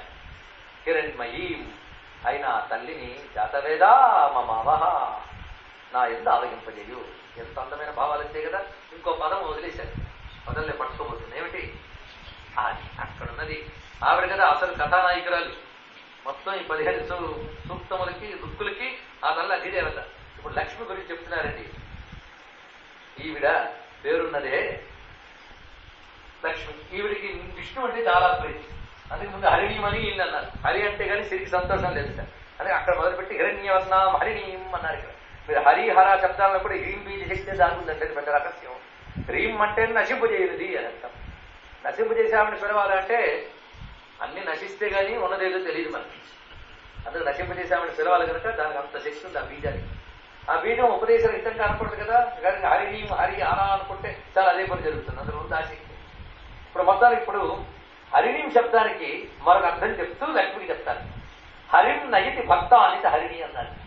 హరిం నయతి భక్తాన్, భక్తుల్ని హరి దగ్గరికి తీసుకెళ్తుంది దీవిడ.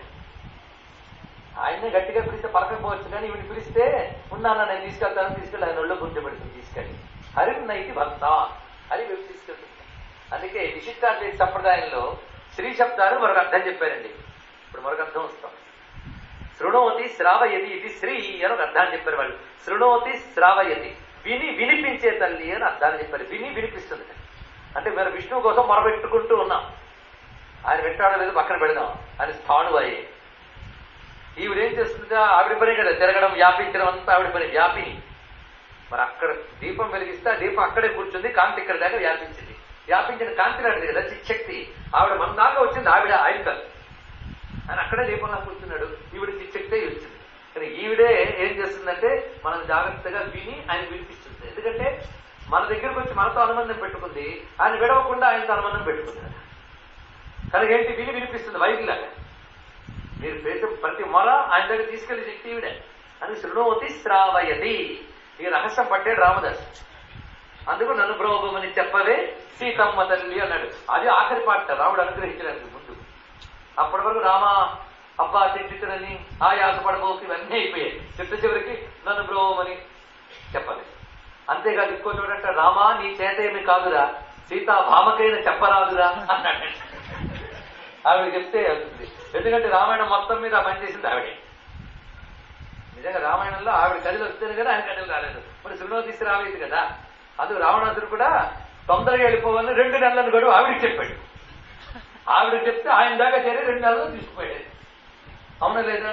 కనుక శృణోతి శ్రావయతి విని వినిపిస్తుందట. అని అన్నమయ్య అంటాడు, పరమాత్ముడైన హరి పట్టపురాడివి నీవు ధర మము విచారింపతగు నీకు నమ్మా అన్నాడు. విని వినిపించే తల్లిని స్త్రీ అంటారండి. వాడు పెద్ద పని అది. మనం ఏమంటున్నా జాగ్రత్తగా విని చెప్తుంటుంది. కనుక హరి నైతి భక్తాన్ అదన్ని తీసుకువెళ్తుంది. అక్కడ సూర్యుడున్నాడన్న జ్ఞానం ఆయన నుంచి వచ్చిన కాంతి వల్ల ఎలా తెలిసిందో పరమాత్మ జ్ఞానం ఆయన శక్తి అయిన తల్లి వల్లనే తెలుస్తుంది. వల్లనే తెలిసింది కదా. కానీ ఇక్కడ ఈ తల్లి ఎవరు? బ్రహ్మ విద్య. స్త్రీ అనగా బ్రహ్మ విద్య.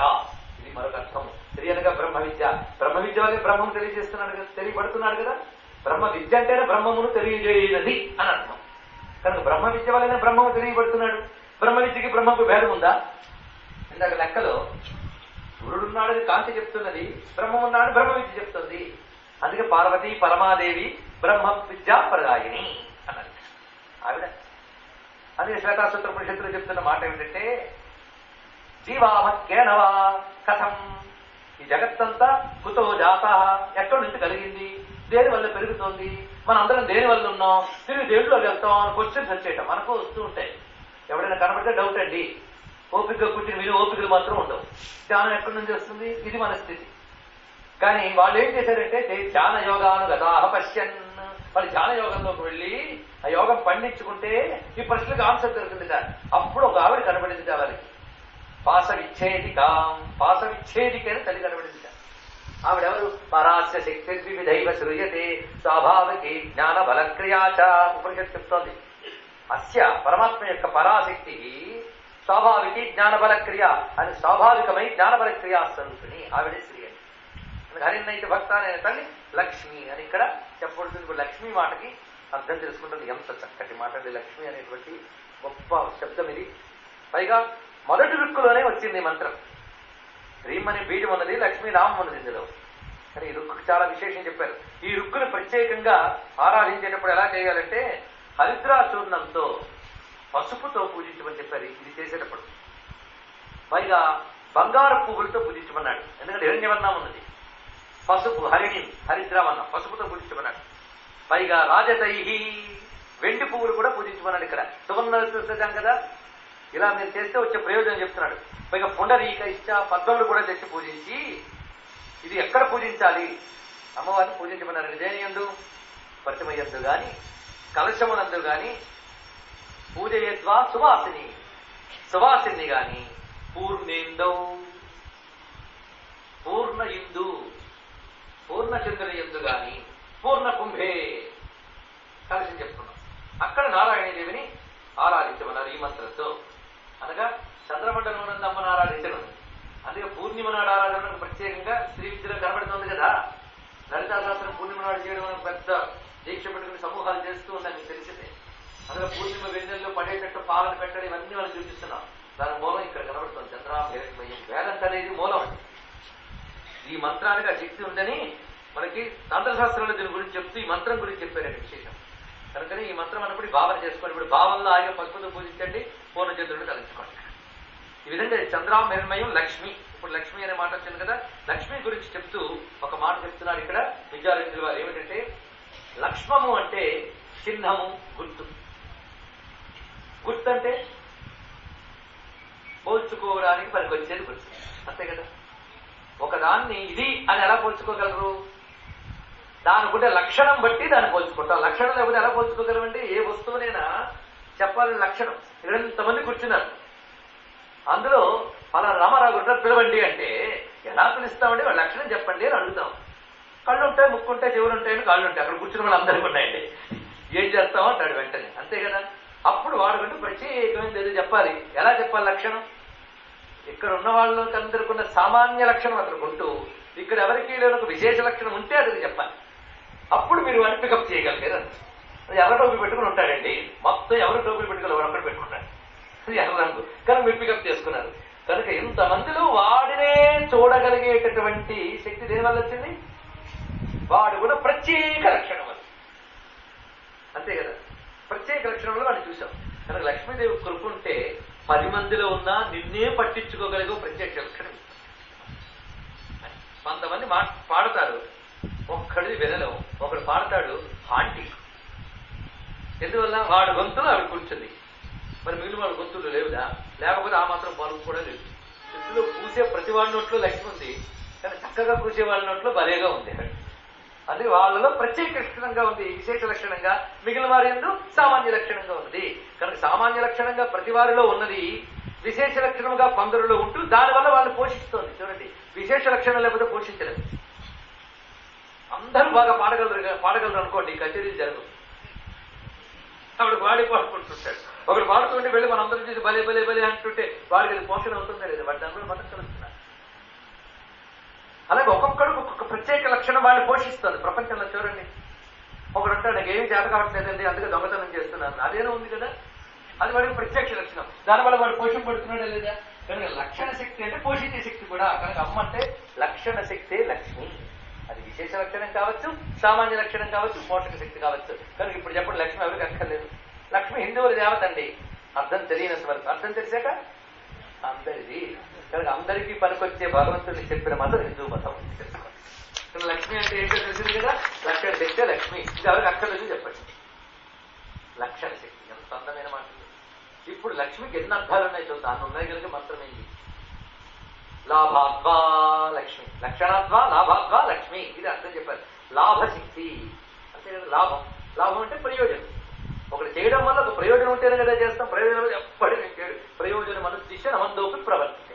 ప్రయోజనం లేకపోతే మందులు కూడా పనిచేయడు. మందులు అంటే మూర్ఖుడు, మూర్ఖుడు కూడా పనిచేయడు కదా. ఆ ప్రయోజనమే కావాలి ప్రతివాడికి. ఆ ప్రయోజన స్వరూపముగా ఉన్నది, లాభ స్వరూపంగా ఉన్నది కనుక లక్ష్మి అని చెప్పారు. లక్షణ శక్తి ఆవిడే, లాభశక్తి ఆవిడే. లక్షణం ద్వారా పొందవలసింది లాభం. లక్షణం ఇచ్చింది ఆవిడ, లాభం ఇచ్చింది ఆవిడ. ఎదురుగా అద్భుతమైన పదార్థం ఉందండి, తినాలి. ఆ పదార్థం లక్ష్మి, అది మీకు లాభం. అవునా లేదా? అది లాభం. అది తినడం వల్ల మీకు రుచి అనే లాభం లభిస్తుంది కనుక పదార్థం మీకు లాభం. అయితే ఆ పదార్థాన్ని తిని రుచిని అనుభవించాలంటే మీకు లక్షణం ఉండాలి. ఏమిటి? నాలిక. నాలిక రుచిని గ్రహించగలిగే లక్షణం ఉండాలి. ఎవరిచ్చారండి? రుచి కలిగిన నాలుగుతో నానా తిండి తింటున్నావు కానీ రుచిని మాత్రం నువ్వు తెచ్చుకోలేదుగా. కంటితో ప్రపంచాన్ని చూస్తున్నావు కానీ కంటికి చూసేసి నువ్వు తెచ్చుకున్నావా? మళ్ళీ ధ్రువుడు చెప్పిన వాడికి వెళ్ళిపోండి. ఎంత ప్రవిశ్య మమవాతిమా ప్రసుప్తాం సంజీవయ చకల శక్తి ధరస్వధామ్న అన్యాంశ హస్తచరణ శ్రవణత్వగాది ప్రాణాన్నమో భగవతే పురుషాయ తుష్యం అన్నాడుగా ధ్రువుడు. ఎవరి వల్ల నేను మాట్లాడగలుగుతున్నాను, చూడగలుగుతున్నాను, వినగలుగుతున్నాను, నడవగలుగుతున్నాను, శరీరాన్ని కదిలించగలుగుతున్నాను, ఆలోచించగలుగుతున్నాను, వాడికి నమస్కారం అన్నాడు. అది ఎంతకంటే ఏం కావాలి? కనుక వాడి వల్ల వచ్చిన ఈ లక్షణములే లక్ష్మి తెలుసుకోండి. ఇప్పుడు చెప్పండి, ఆవిడ ఎక్కడ లేదు, అంతటా ఉన్న లక్ష్మి. ఆవిడ వల్లే లాభం. ఎదురుగా తీయని పదార్థం ఎంత లాభమో దాన్ని గ్రహించగలిగిన లక్షణం కూడా అంతే లాభం. లేకపోతే దానివల్ల లాభమే ఉంది. గుడ్డివాడి ముందు ఎంత అందమైన ప్రపంచం ఉంటే మాత్రం లాభమే ఉంది. చూడగలిగే నేత్రం ఉండాలి కదా. కనుక నేత్రం అనే లక్షణాన్ని ఇచ్చి దానికి అవసరమైన లాభాన్ని కూడా పెట్టి ప్రస్తుతం చక్కగా జరుగుతుంది తల్లి. అందుకే లక్షణ శక్తి, లాభశక్తి ఇవి భావించాలి. అబ్బో బోర్డు అర్థాలు చెప్పారేంటి అంటే నాకేం ప్రయోజనం? లక్ష్మి అనగానే స్ఫురించాలి. స్ఫురిస్తే ఇవన్నీ ఇస్తుంది ఆవిడ. అందుకే రెండవ అర్థం ఏంటి? లక్షణాత్వ లాభాత్వ లక్ష్మి, ఇదొక అర్థం. ఇంకో అర్థం చెప్పారు, లక్ష్యతే లక్షయతి ఇది లక్ష్మి అన్నారు. చూసేది చూపించేది లక్ష్మి. చూసేది చూపించేది, లక్ష్యతే చూచినది, లక్షయతి చూపించున్నది, ఇది లక్ష్మి. ఆవిడ చూస్తుందట, చూపిస్తుందట, రెండుగా ఎలాగొద్దాం. దృగ్దృశ్యాల దాకా వెళ్ళిపోవచ్చు దీంతో. కానీ కొంతమేరకు ఆగుతాం. సరే, లక్ష్యతే లక్ష్య. ఇక్కడ మనకి లక్ష్యతే అని అర్థం విష్ణు పురాణంలో చెప్తారు. ఎక్కడ చెప్తారంటే ఇంద్రుడు కాని పని చేశాడు, అందరికీ తెలిసిందే. హరిప్రసాద నిర్లక్ష్యం, ప్రసాద నిర్లక్ష్యంతో సంపద పోయింది. ఎందుకంటే ఒకప్పుడు ఆయన ప్రసాదం వల్లే సంపద వచ్చింది, ప్రసాద నిర్లక్ష్యంతో సంపద అంతా పోయింది. తర్వాత ఏమొచ్చింది? సంపద పోయాక బుద్ధి వచ్చింది. దరిద్రం కాదు, బుద్ధి వచ్చింది. దరిద్రం వస్తే కానీ బుద్ధి రాదు. బుద్ధి వచ్చి గురువు గారి దగ్గరికి వెళ్ళి అడిగాడు, బాబు తప్పు చేస్తే ఏం చేయాలని. ఏం పర్వాలేదు, ఎన్ని తప్పులు చేసినా క్షమించేవాడు ఒకడు ఉన్నాడు. వాడు అది ధైర్యం. అపరాధ శాస్త్రానికి నిజమయ్యా దోసో మిజమామంతో క్షమస్వ పరమేశ్వరి. ఆయన దగ్గర గొప్ప గుణం ఉందయ్యా. ఏమిటి? క్షమ. అది లక్ష్మి మళ్ళీ ఆయన లక్షణం, అది నారాయణ లక్షణం. అది ఆ లక్ష్మి క్షమ. పడు కాళ్ళ మీద పడు అనగానే స్వామి అనుగ్రహించి క్షీరసాగర వదిలి చేశారు. ఇక్కడ అంతా మనం పడమాలు చెప్పుకుని స్మరించుకుందాం చాలు. ఆ తర్వాత ఆవిడ పుట్టింది. కొత్తగా పుట్టిందా? ఆవిడ ఎప్పుడు ఆయన విడిచిపెట్టలే. కొత్తగా పుట్టిందా అంటే అజ్ఞానం వల్ల ఏ లక్ష్మిని పోగొట్టుకున్నాడో ఆ లక్ష్మి అందులో నుంచి పుట్టిందనమాట. త్రిలోక లక్ష్మి ఆవిడ. త్రిలోకాలకు అధిపతి కదా ఇంద్రుడు. అదంతా పోయింది కదా దుర్వాస్తాపం వల్ల. ఇప్పుడు తిరిగి మదనం చేస్తే పుట్టింది. పుట్టాక వీళ్ళు చాలా హడావిడి చేశారండి. అమ్మ పుట్టగానే ఇందాక హడావిడి అంతా చెప్పాను. ఏమిటి?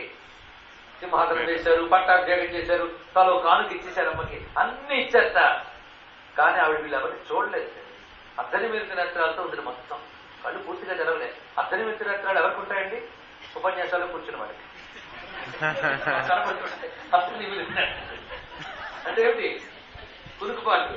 ఈవిడ అలాంటి అర్ధనిమిత్త నేత్ర కాదు అసలు. నిద్రాతంద్ర అలక్ష్మి గుణాలు ఈవిడికి. అలక్ష్మి లక్ష్మి. ఈవిడ అంతర్ముఖురాలే హరిని చూస్తుంది. అది ఈవిడ నిరంతర హరిధ్యాపరాయణ. ఆవిడ హరినే చూస్తుందిట.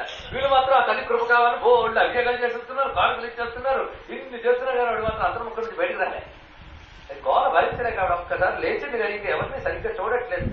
ఆవిడ తెలిసింది కానీ ఎవరిని మనం చూస్తూ ఉంటాం. కొందరు అటు ఇటు చూస్తుంటారు కానీ అసలు చూడరు. ప్రవచనంలో కూర్చున్న వాళ్ళందరూ వింటూ ఉంటారా? అలా కళ్ళు తెరుచుకున్న వాళ్ళందరూ చూస్తూ ఉంటారా? వాళ్ళ చెప్పులు ఎటో ఉంటాయి, వీడి చెవులు ఎటో ఉంటాయి. అలాగే తల్లి ఏం చేసింది? ఎవరిని చూడట్లేదు. వీళ్ళు బాధ ఏంటంటే ఆవిడ ఒక్క చూపు చూస్తే చాలని. వీళ్ళు బాధ.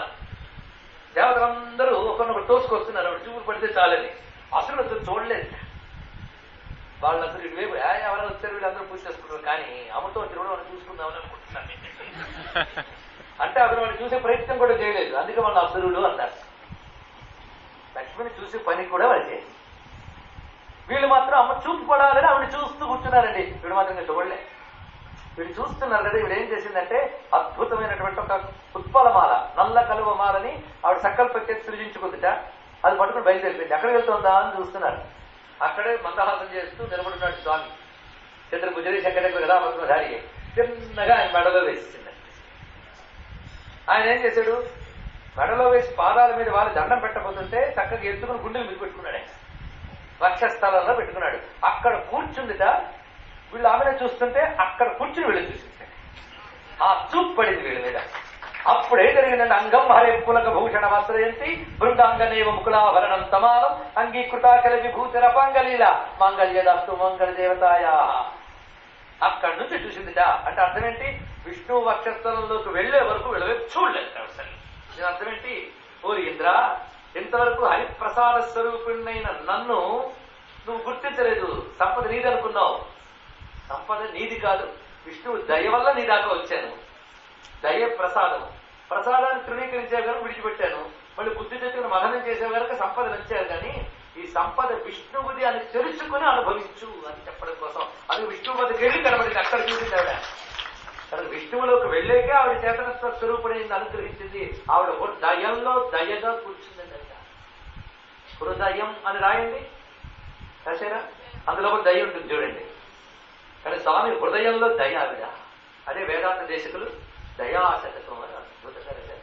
అమ్మా నేను ఎంత గొప్పదాని అంటే నీకు నాకు తం సుగుణేషు సార్వభౌమ. నువ్వు ఎలాంటి దానివంటే స్వామి వద్ద ఎన్నో సుగుణాలు ఉన్నాయి. అనంత కళ్యాణ గుణాభిరాముడు. స్వతహాగా నిర్గుణుడైన చిచ్చక్తితే జగత్తును సృజించినప్పుడు అనంత కళ్యాణ గుణాభిరాముడు అయ్యాడు. అనంత కళ్యాణ గుణములు ఉండొచ్చు కానీ ఒక్క గుణం లేకపోతే అనంత కళ్యాణ గుణములు వేస్ట్. ఆయనకి ప్రతాపం ఉంది, ఏదైనా చేయగలిగే శక్తి ఉంది, బోల్డ్ గుణాలు ఉన్నాయండి. ఎన్నున్నా ఒక్కడ ఉండాలి, లేకపోతే ఇవన్నీ వేస్ట్. ఏంటి? అవన్నీ చేయాలని బుద్ధి ఉండాలి. అంతే కదా. ఆ బుద్ధి ఎప్పుడు పుడుతుంది ఆయనకి? దయ్య పుడితే పుడుతుంది. మనకేదైనా చేయాలని బుద్ధి ఎప్పుడు పుడుతుంది? అవసరం పుడితే పుడుతుంది. మనకి ఏదైనా చేస్తే అవసరం పుడితే చేస్తాం, భగవంతుడు అనుగ్రహం పుడితే చేస్తాడు. ఇది మనకి తేడా. భగవంతుడికి అనుగ్రహం కలిగితే చేస్తాడు, ఎందుకంటే ఆయనకు అవసరం లేదు. మిమ్మల్ని నన్ను మచ్చిక చేసి మన మీద ఏదో ఇచ్చి ఏం పొందాలి ఆయన? కనుకనే మనవన్నీ అవసరాలు, ఆయనవన్నీ అనుగ్రహాలు. అవసరం కోసం కర్మ కొద్దీ పుట్టే మనము, అనుగ్రహం కోసం లీల కొద్దీ అవతరిస్తాడు సాధన. అది అనుగ్రహ స్వరూపం. ఆ అనుగ్రహమే అమ్మ. కనుక అన్ని గుణాల్లో గొప్ప గుణం ఏంటండి? దయ. దయ.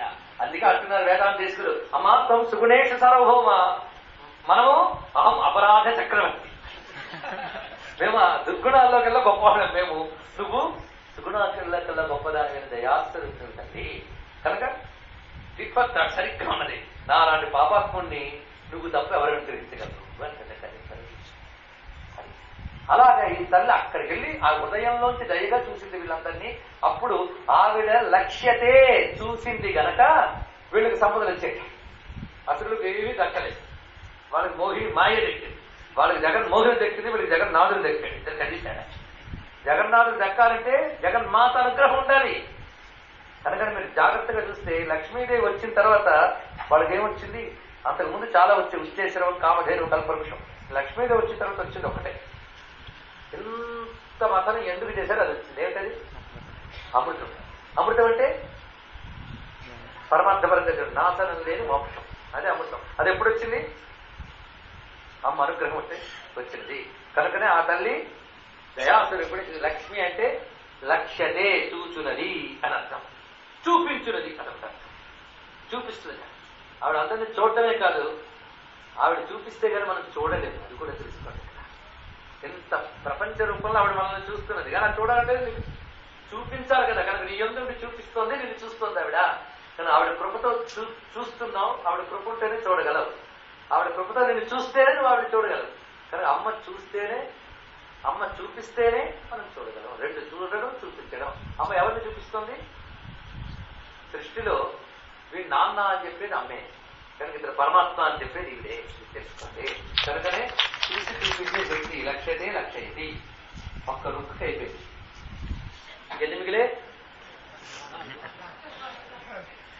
ఈ ధోరణిలో చెప్తే ఎన్ని రోజులు కావాలి? కానీ నాకు ఎన్ని రోజులు ఉన్నాయి? ఏం లేదు, రేపు చక్కగా పుట్టే. ఎందుకంటే అసలు మొత్తం స్వరూపం వాళ్ళు చెప్పడం జరిగింది. దీని సహాయంతో ఎంత సులభంగా రేపు ఏమాత్రం ఇబ్బంది లేకుండా తెలుసుకోవచ్చో చెప్తాను. కనుకనే అటువంటి ఆ తల్లికి నమస్కారం చేసుకుని, నేను లక్ష్మి పాదాల దగ్గర తిరిగేటప్పుడు నా సమయ పరిమితి నేనే దాటిపోయాను. శాస్త్రం చూసుకున్నాను. కాలాతీత ఆవిడ, మనం మాత్రం కాలబద్ధులం కనుక ఇక్కడితో స్వస్తి చెప్పుకుంటూ లక్ష్మీదేవి చరణారంగారికి నమస్కరించుకుంటూ రేపటి రోజు మళ్ళీ సమయం చూద్దాం. సర్వం శ్రీ మహాలక్ష్మీనారాయణ చరణారంగార్పణమస్తు. స్వస్తి ప్రజాభ్య పరిపాలయంతాం న్యాయేన మార్గేణ మహిం మహిషాః గోబ్రాహ్మణేభ్యः శుభమస్తు నిత్యం. లోకాః సమస్తాః సుఖినో భవంతు.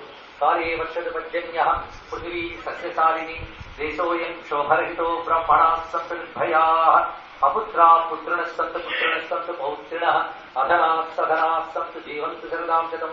మంగళం కోసలేంద్రాయ మహనీయ గుణాత్మనే చక్రవర్తి తనూజాయ సర్వభౌమాయ మంగళం. వేద వేదాంత వేద్యాయ మేఘశ్యామలమూర్తయే పుంసా మోహన రూపాయ పుణ్యశ్లోకాయ మంగళం. వసుదేవ సుతం దేవం కంసచాణూరమర్దనం దేవకీ పరమానందం కృష్ణం వందే జగద్గురుం. శ్రీకృష్ణం వందే జగద్గురుం. శ్రీమద్రమారమణ గోవిందో.